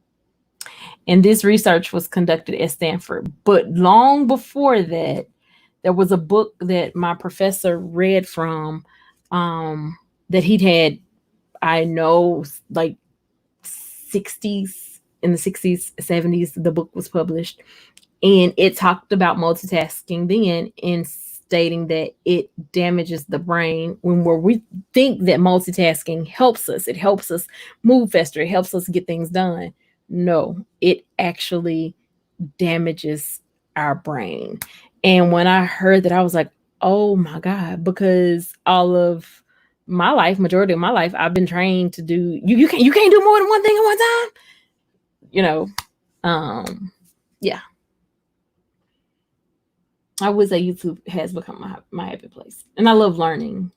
So what I'm saying about the brain is when we go to sleep, so we're supposed to learn. This is how learning works, right? And this is why it's good to read to your children before bed. This is why it's good to read before bed and not necessarily do electronics before bed.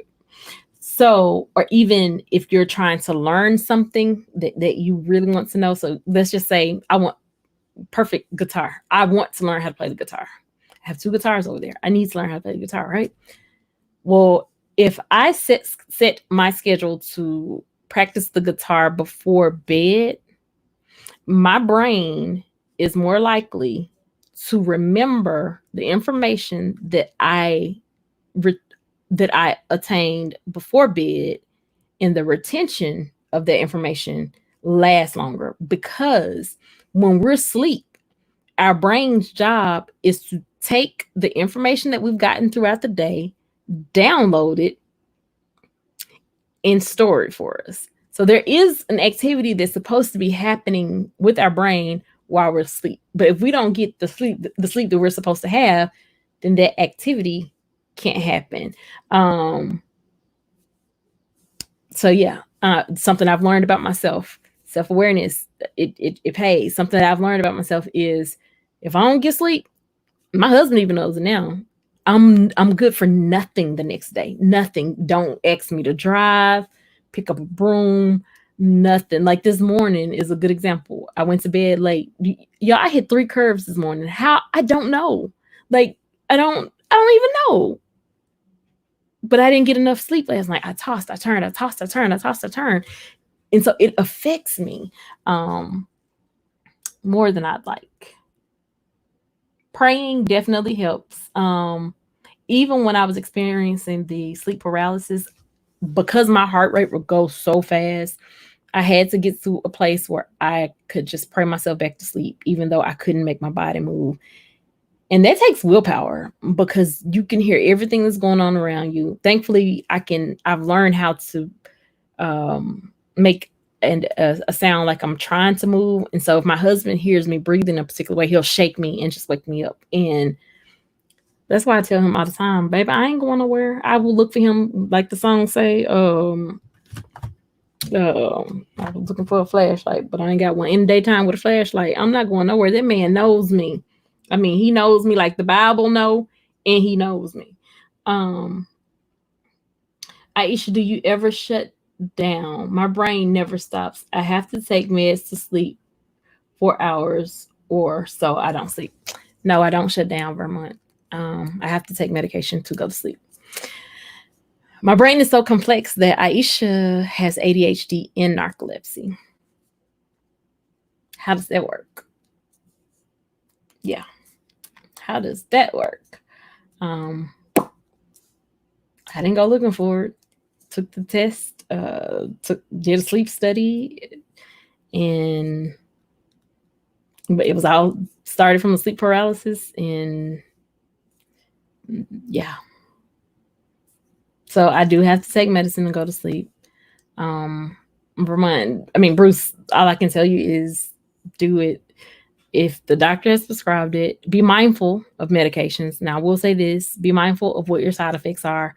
No, you have to know who you are. Like, I can't stress that enough. You have to know who you are. I know that I love life. I know that there is nothing in this world that I cannot face. I know, and that's just me, that's my faith. I know that God has definitely put me to the test. I'm not saying that he can't put me to the test any further, because I know that he can. However, I know that there's nothing in this world that I can't get through. Nothing.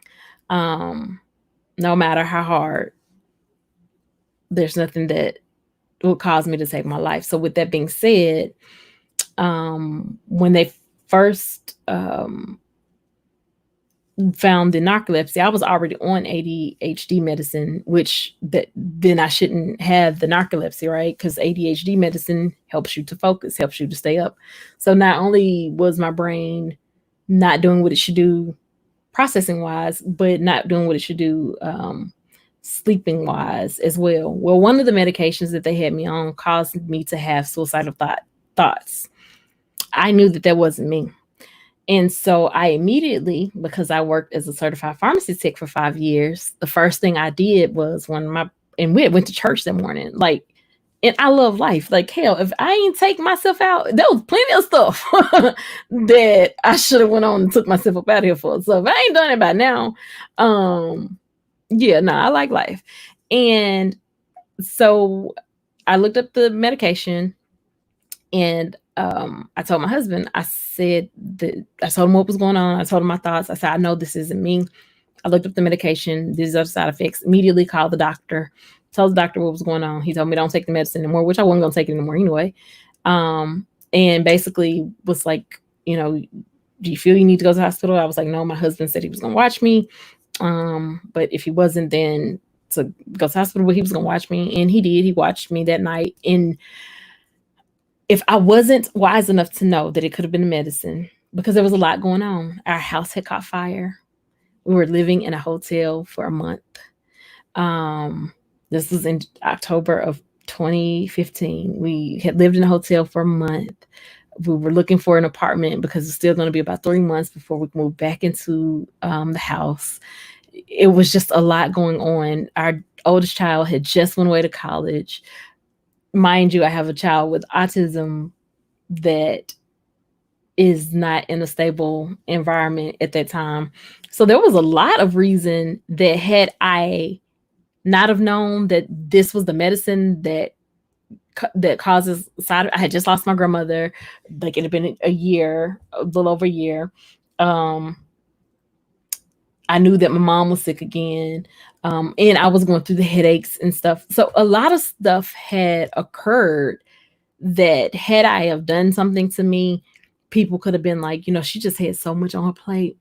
She did, but that's not me. I love life. And so because I know I love life, I immediately went to look at the side effects of that medication. But too often people don't know themselves. And so being self-aware is necessary. There has to be some things about you that it doesn't matter if you're on medicine or not, that is you. And you just got to hold on to it. So even if something makes you act different or seem, you know that it's not you. And so I know that thought process is not me. Now, a couple of months back, October, when I did go back on antidepressants for depression after finally dealing with my mom, and that's something I hadn't shared with you all, but I don't, again, want anybody in my chat to feel like they're alone in something. You're not alone. This is us, right?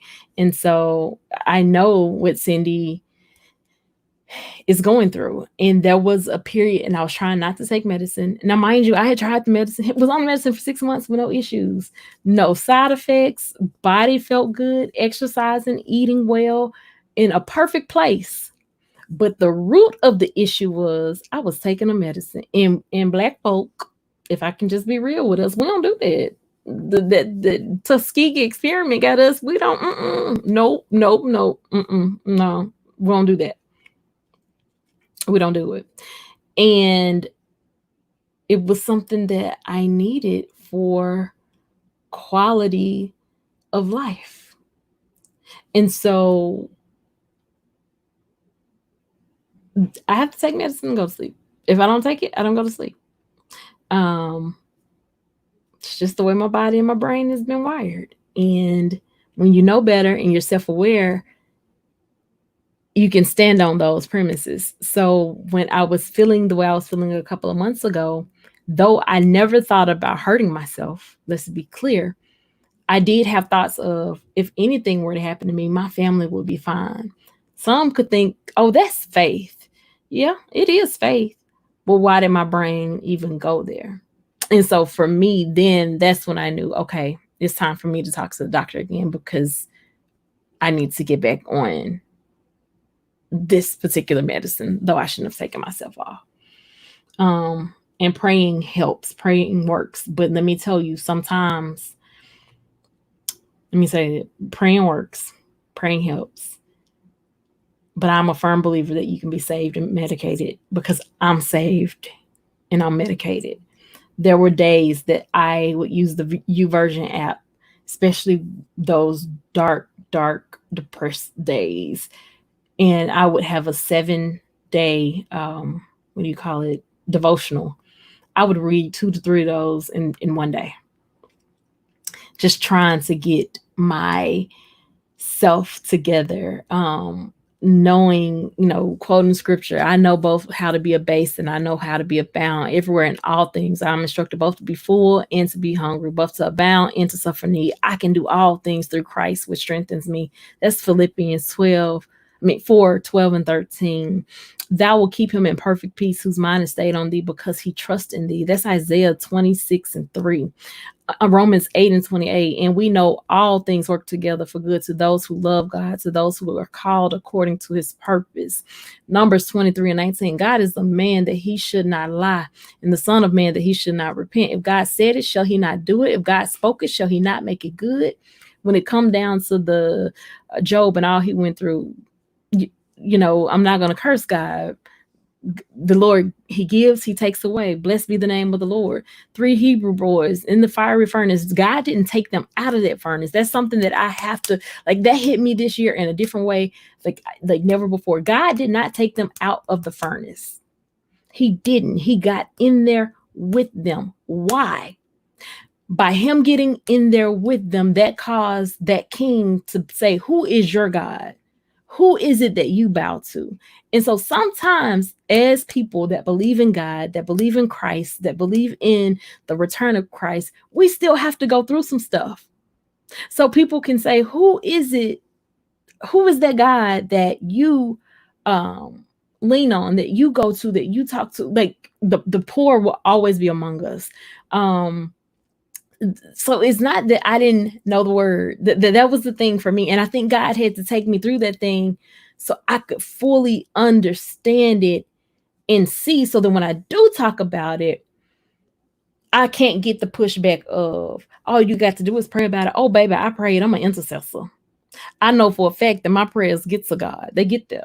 I know for a fact that I can hear God. He speaks to me. I, yeah, I can be stubborn. Absolutely. Absolutely.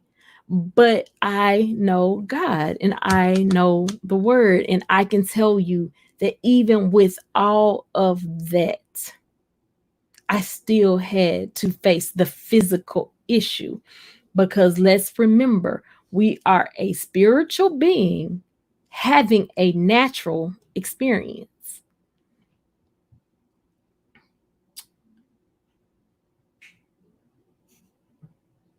Not good. I have to travel in the car and carry my cousin to our house.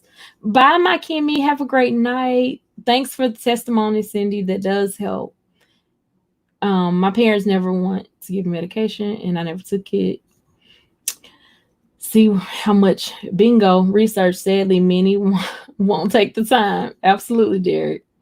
Um, Research is necessary.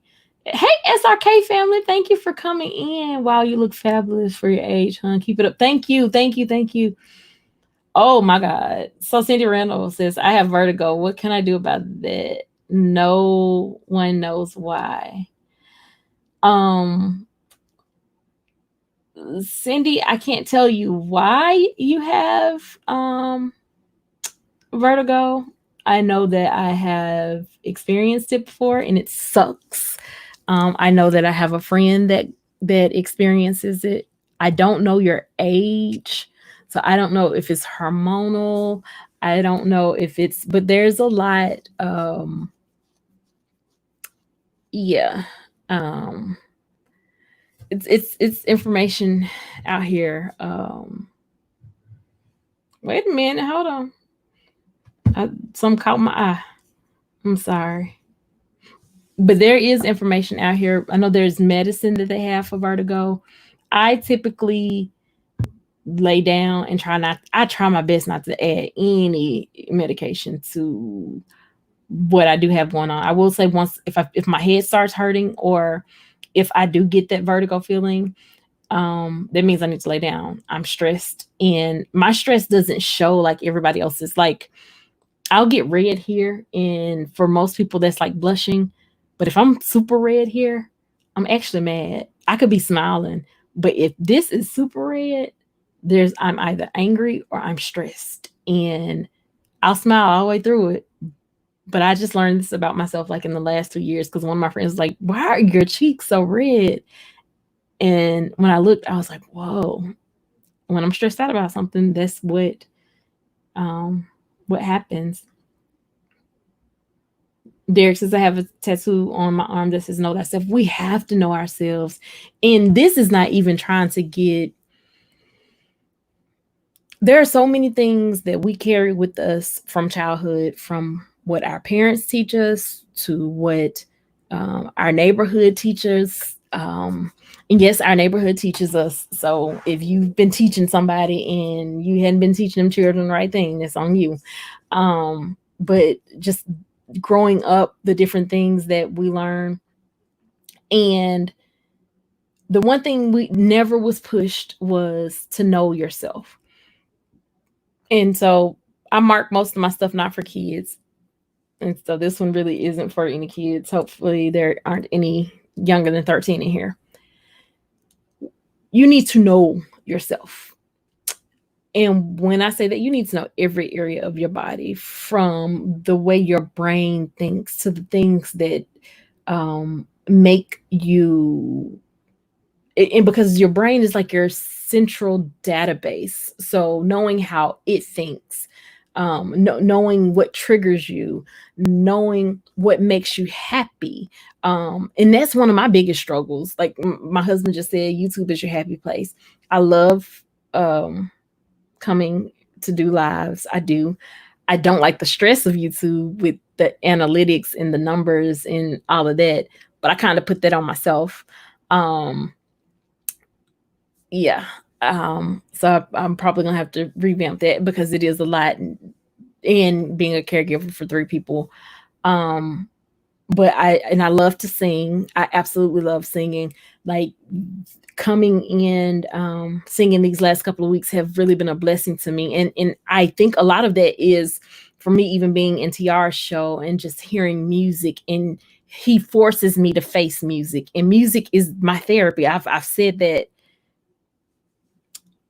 I don't know how long. Like music is real deal therapy for me. But when I say music is therapy for me, I don't mean from a music therapy standpoint. I just mean from, it does something to the inside of my soul, and it just changes me. All genres. Like I don't have a particular. I like all music. So it's important to know yourself.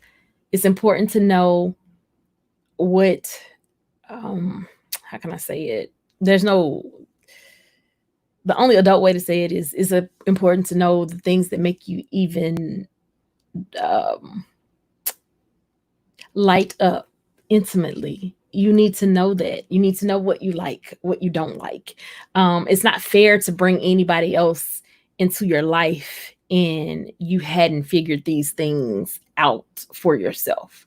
And so a lot of this stuff that we have buried is stuff that we've learned from our parents, stuff we've learned from the church, stuff we've learned from seeing certain things on TV, and we have to try to figure out and filter what's right, what's wrong.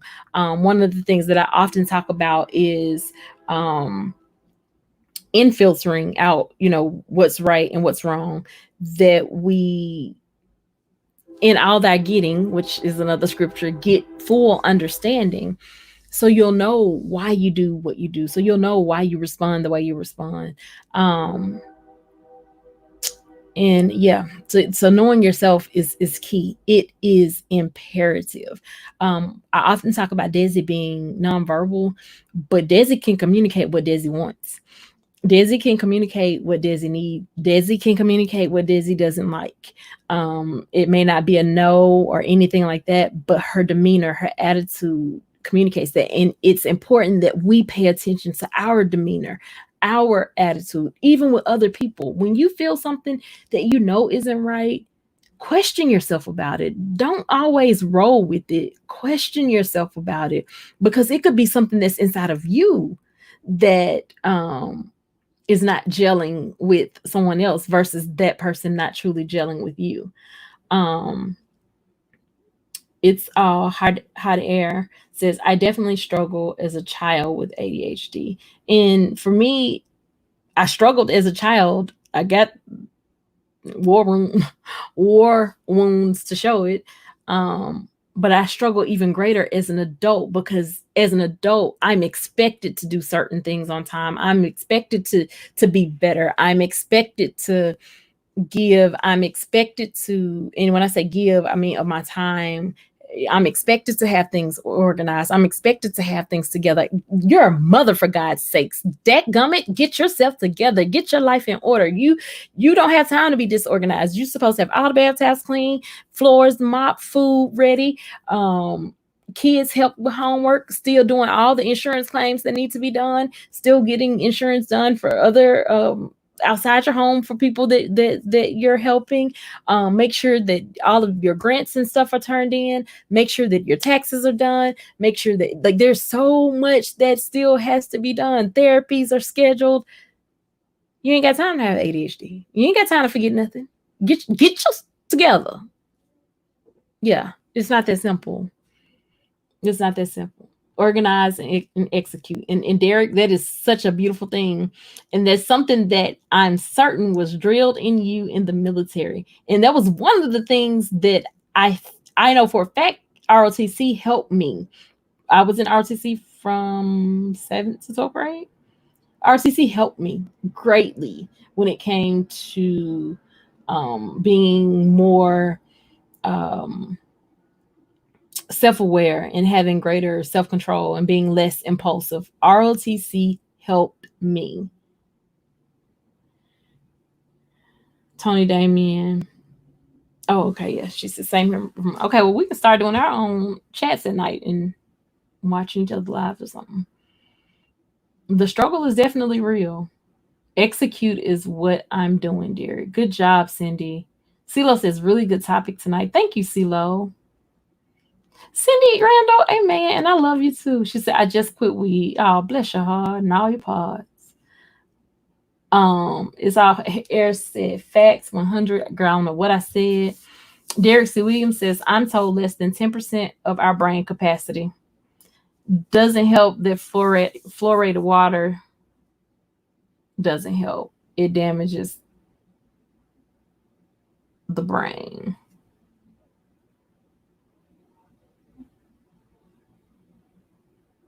So you're saying fluorine in the water doesn't help, it damages the brain? Tony Damien, I'm just happy that you're here and you're sewing. Your lives are awesome, Peter Lord. There you go, them daggone fireworks. What are we celebrating now? Cannabis is illegal because the pharmaceutical companies can't patent something that is natural. Come through, Derek. Come through. It has all sort of beneficial uses. I'm telling you, I seen a little girl that had seizures. I'm talking hundreds a day, and they put this baby on cannabis, and they reduced, and then eventually stopped. Like, this was back in 2014, and they were researching it way before that. I stopped smoking, drinking, and sugar. And Cindy, believe it or not, I plead fifth on discussing marijuana. CBD is legal in Tennessee without the THC. THC 0.03%. It does work. Sugar does affect our brain, and not in a great way. What's the other thing? Gluten. It affects our brain, and not in a great way. Actually, it affects the gut, which affects the brain. And what we don't realize is our stomach. Like TR said it the other day, but I think he kind of said it wrong. But don't y'all tell him I said he said it wrong, because he say everything right. But he was saying we have a top head and a bottom head. And the way he was saying it, either my mind was a little perverted, or I didn't, or he was saying it the way I thought he was saying it. But the top head is our brain. The bottom head is our stomach. And they actually like communicate with each other.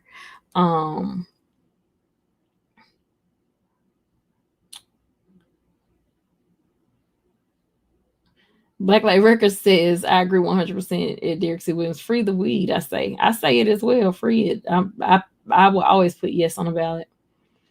And also because I've seen what the synthetic mess does. It had my mother hallucinating and everything, but the real deal did not. My mother ate, and this is someone that was going through chemo. She ate, she laughed, she slept well, but the Marinol, which is the synthetic version, it gave her all these type of side effects that she did not get from the real stuff.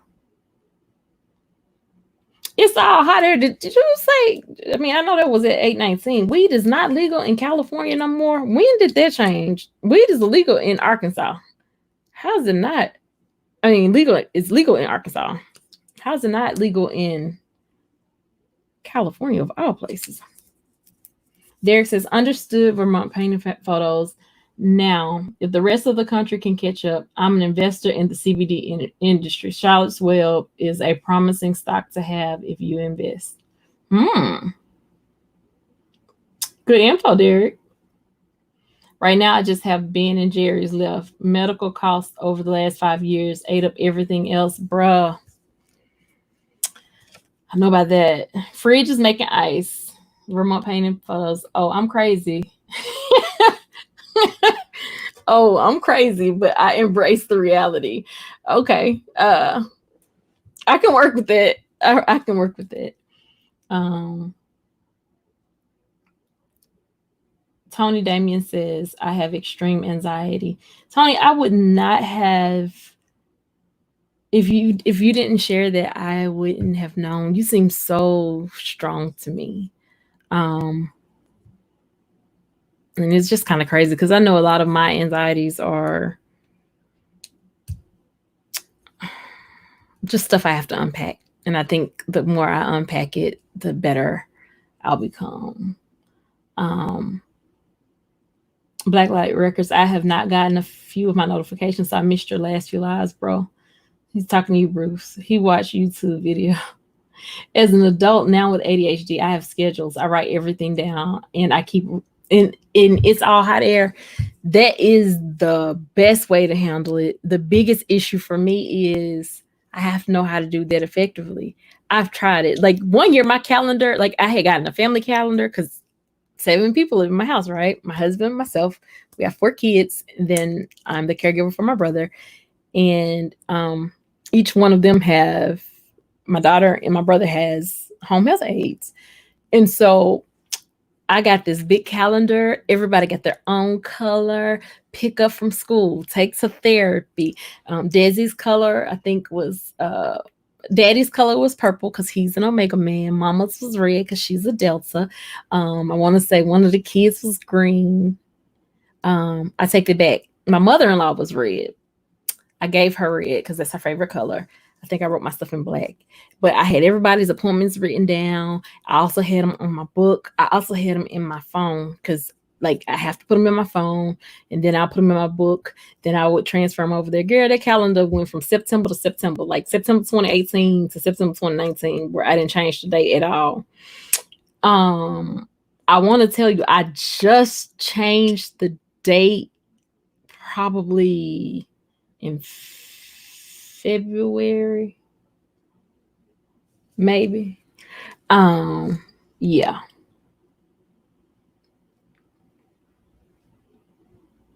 And so I have to do better about scheduling, writing down, and then I don't know why I'm exposing myself today, but this notes. How is this effective?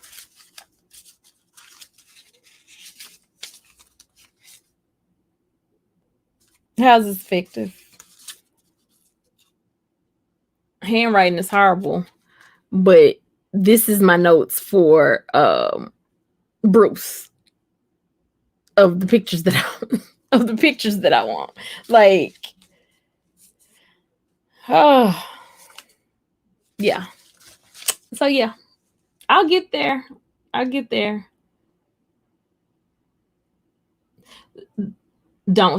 Tony says my thoughts don't shut off mine either. YouTube makes us all experts. What you said, Black Light Records. Hot air laughed. Man, YouTube University. Black Light Records says the experts say you can really multitask at Aisha. I'm telling you, my professor, when he pulled out that book, and that book I want to say was copyrighted in the 60s, and it talked about multitasking and how it damages the brain, and just seeing all the current studies, it was like, wow, like why are we studying this? Bruce says it's all good. I never stress over things. Life is too short to focus on the unknown. YouTube is a very large unknown. Life is definitely too short. So you can't multitask, Aisha. Yeah.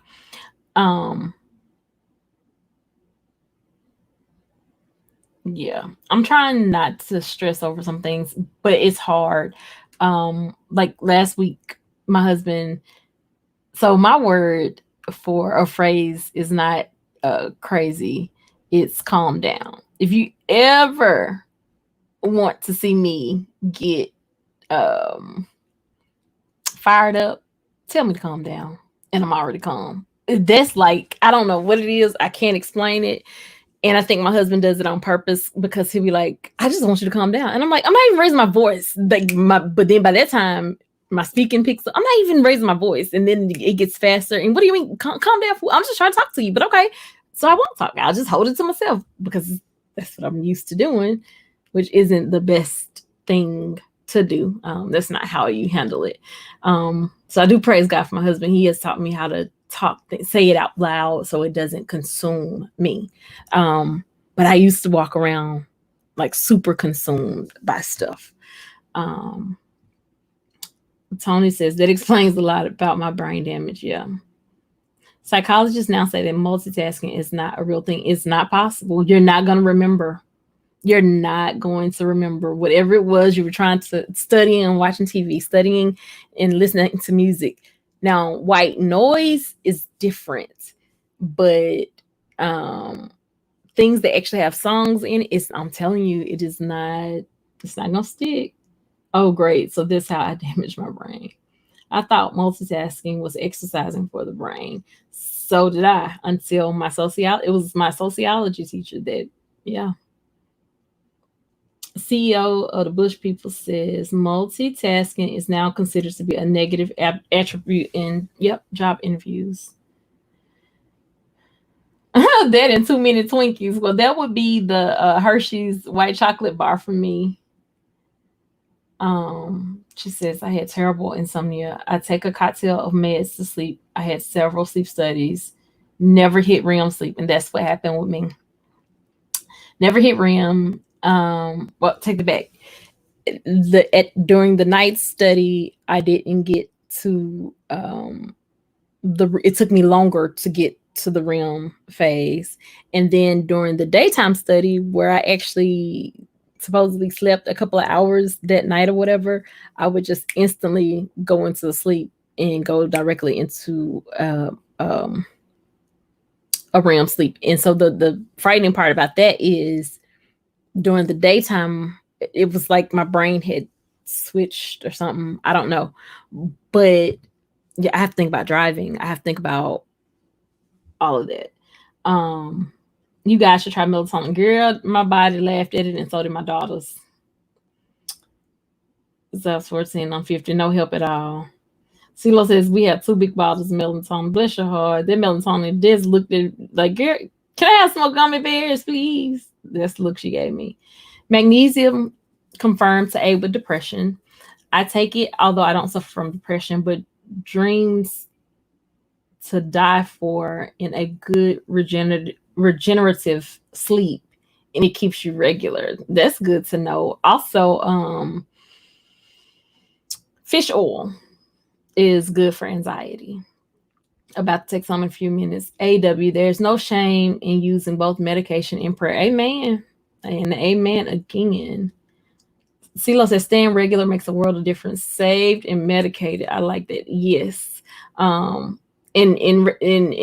being regular matters. Like, it's so crazy because surely y'all remember your grandparents and them, your older elders going to the bathroom and talking about the importance of it and all the laxatives and stuff that they would take, and it was just like, why? Like, just go to the bathroom. Oh, but God, now I understand. Thank you so much, Peter Lord. I know you're probably gone. Enjoy your time with your family. I'm about to get off. Blessings to you as well. 49. Cindy, you're 49? Girl, you look good.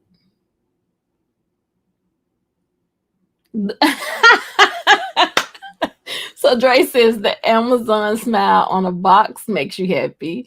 That's fact. I did an unboxing video in the car the other day. I may upload it, but yeah, that smile does make me smile. Funny, my 27-year-old daughter loves that smile too. She likes to see it once a week. Sings. Oh, Dre, you didn't have to go there. Only one a week. They have been here 3 times this week already. Today is just Tuesday. He said, I cut her off. It got foolish. No one needs 11 pairs of shoes that are the same color, but they could be different style, Bruce. And you understand that because you're an artist. Just because something is the same color doesn't mean it's the same thing. Yes, fluoride in municipal water known to calcify the brain. Okay, yeah. Yeah, won't even try cutting out that happy place. Oh, thank you, babe. I just try to curve the purchases. Oh, thank you. But I do go. Now I will say the Amazon deal of the day, like the lightning deals, that's what really make me happy. Oh my God, y'all. It's like almost me scrolling Facebook. I just go to Amazon deal of the day to see what's today's deal. Um, Dre, I think look the light in my eyes. I just get happy thinking about it. Yeah. Um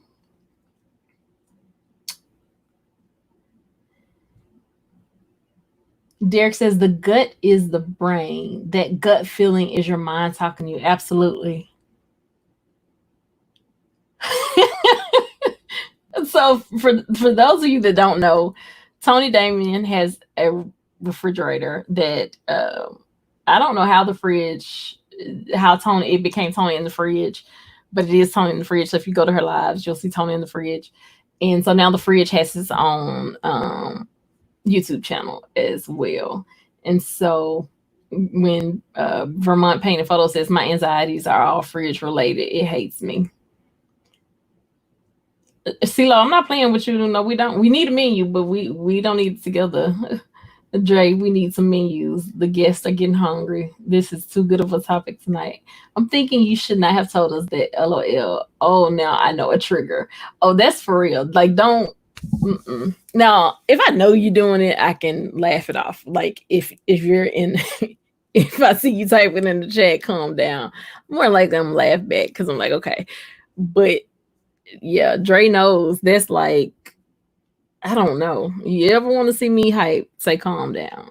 That's the worst thing someone can do, especially if I'm talking really calm. This would be the reason you would probably look at my face. It's starting. This would be the reason that you would probably see me on the news with a police officer, and all he said was, "Ma'am, calm down." And if my voice is at this level and he says, "Ma'am, calm down," I don't know. It's like that. I don't know. Just don't say it. I'm sorry. It's 10, and I make myself get off at 10. That is awesome. I'm so proud of you. I'm going to create some boundaries. You stay safe as well. I'll see you in the morning if you will be painting. I love listening to you in the morning. I just heard your comment above about the fridge. Yes. I too am about to get off. I can't thank you guys enough for hanging out with me today. For just allowing me to share with you my what's going on with me. Why my husband said, this morning, he was like, babe, your Thankful Tuesday just wasn't super thankful. And it was, but my jolly spirit, I guess, didn't exude through it. And it was just like, because I was going through the point of beating myself up yesterday and then today, and then got a new plan, but still got so many things I have to execute. And so, yeah, just one step at a time, right? One moment at a time.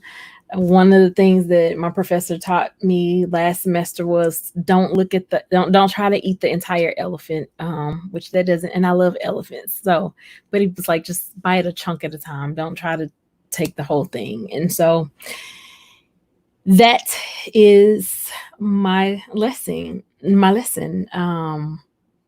nothing wrong with me. I'm great. My brain is just a little bit different.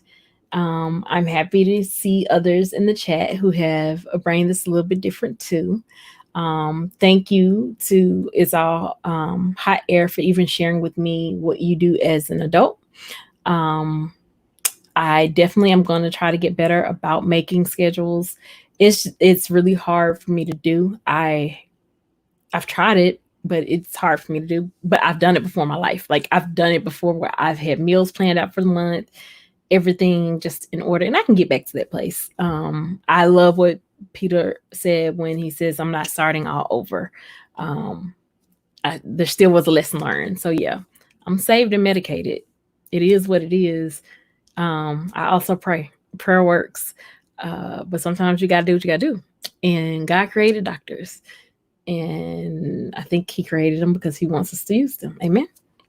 So to everyone that is here tonight, thank you, thank you, thank you. Thank you to Bruce for even sharing with me that he, creating boundaries for ourselves. That's how you live a healthy life. That's how you live a drama-free life. That's how you live um that's life. Like, that's the best way I can say it. So yeah, I can't thank you guys enough. I am sending lots of peace, love, joy, blessings your way. Thank you for just hearing me kind of talk through this tonight and talk it out. If you are an adult that is adulting with ADHD, know that you're not in this alone. Please, please, please put any tips that you may have in the comments. I definitely will read them and try them, as well as because I still have so much life to live. Like, and I hope that makes sense. Like, yeah, I may have found out as an adult, and yeah, that has helped me get a better understanding of myself, but I still feel I have so much to live, so much life to live, and so much purpose to give, and I just don't want to miss the mark in doing that. So yeah, with that being said, we don't do pill shaming. Depression is real, anxiety is real, ADHD is real. These are all invisible things that you can't always see, that can easily be masked, but know that you are not alone, that this is us. We're in this together. And if I feel that there's nothing in this world that I can't make it through for me, then I'm going to feel the same thing for you.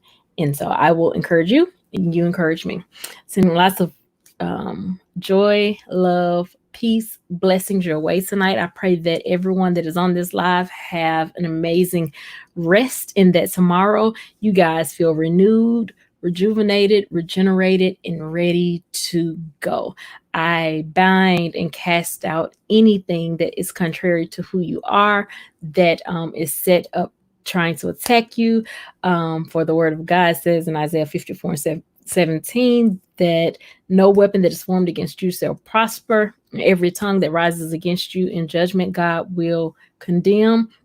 This is the heritage of the Lord for the servants of the Lord. So nothing shall prosper. So with that being said, I love you guys. Have an amazing night, and I'll see you tomorrow for Wisdom Wednesday. I don't know what I'm gonna say, but hey, it's a new day. Bye. Love you guys. Have a good night.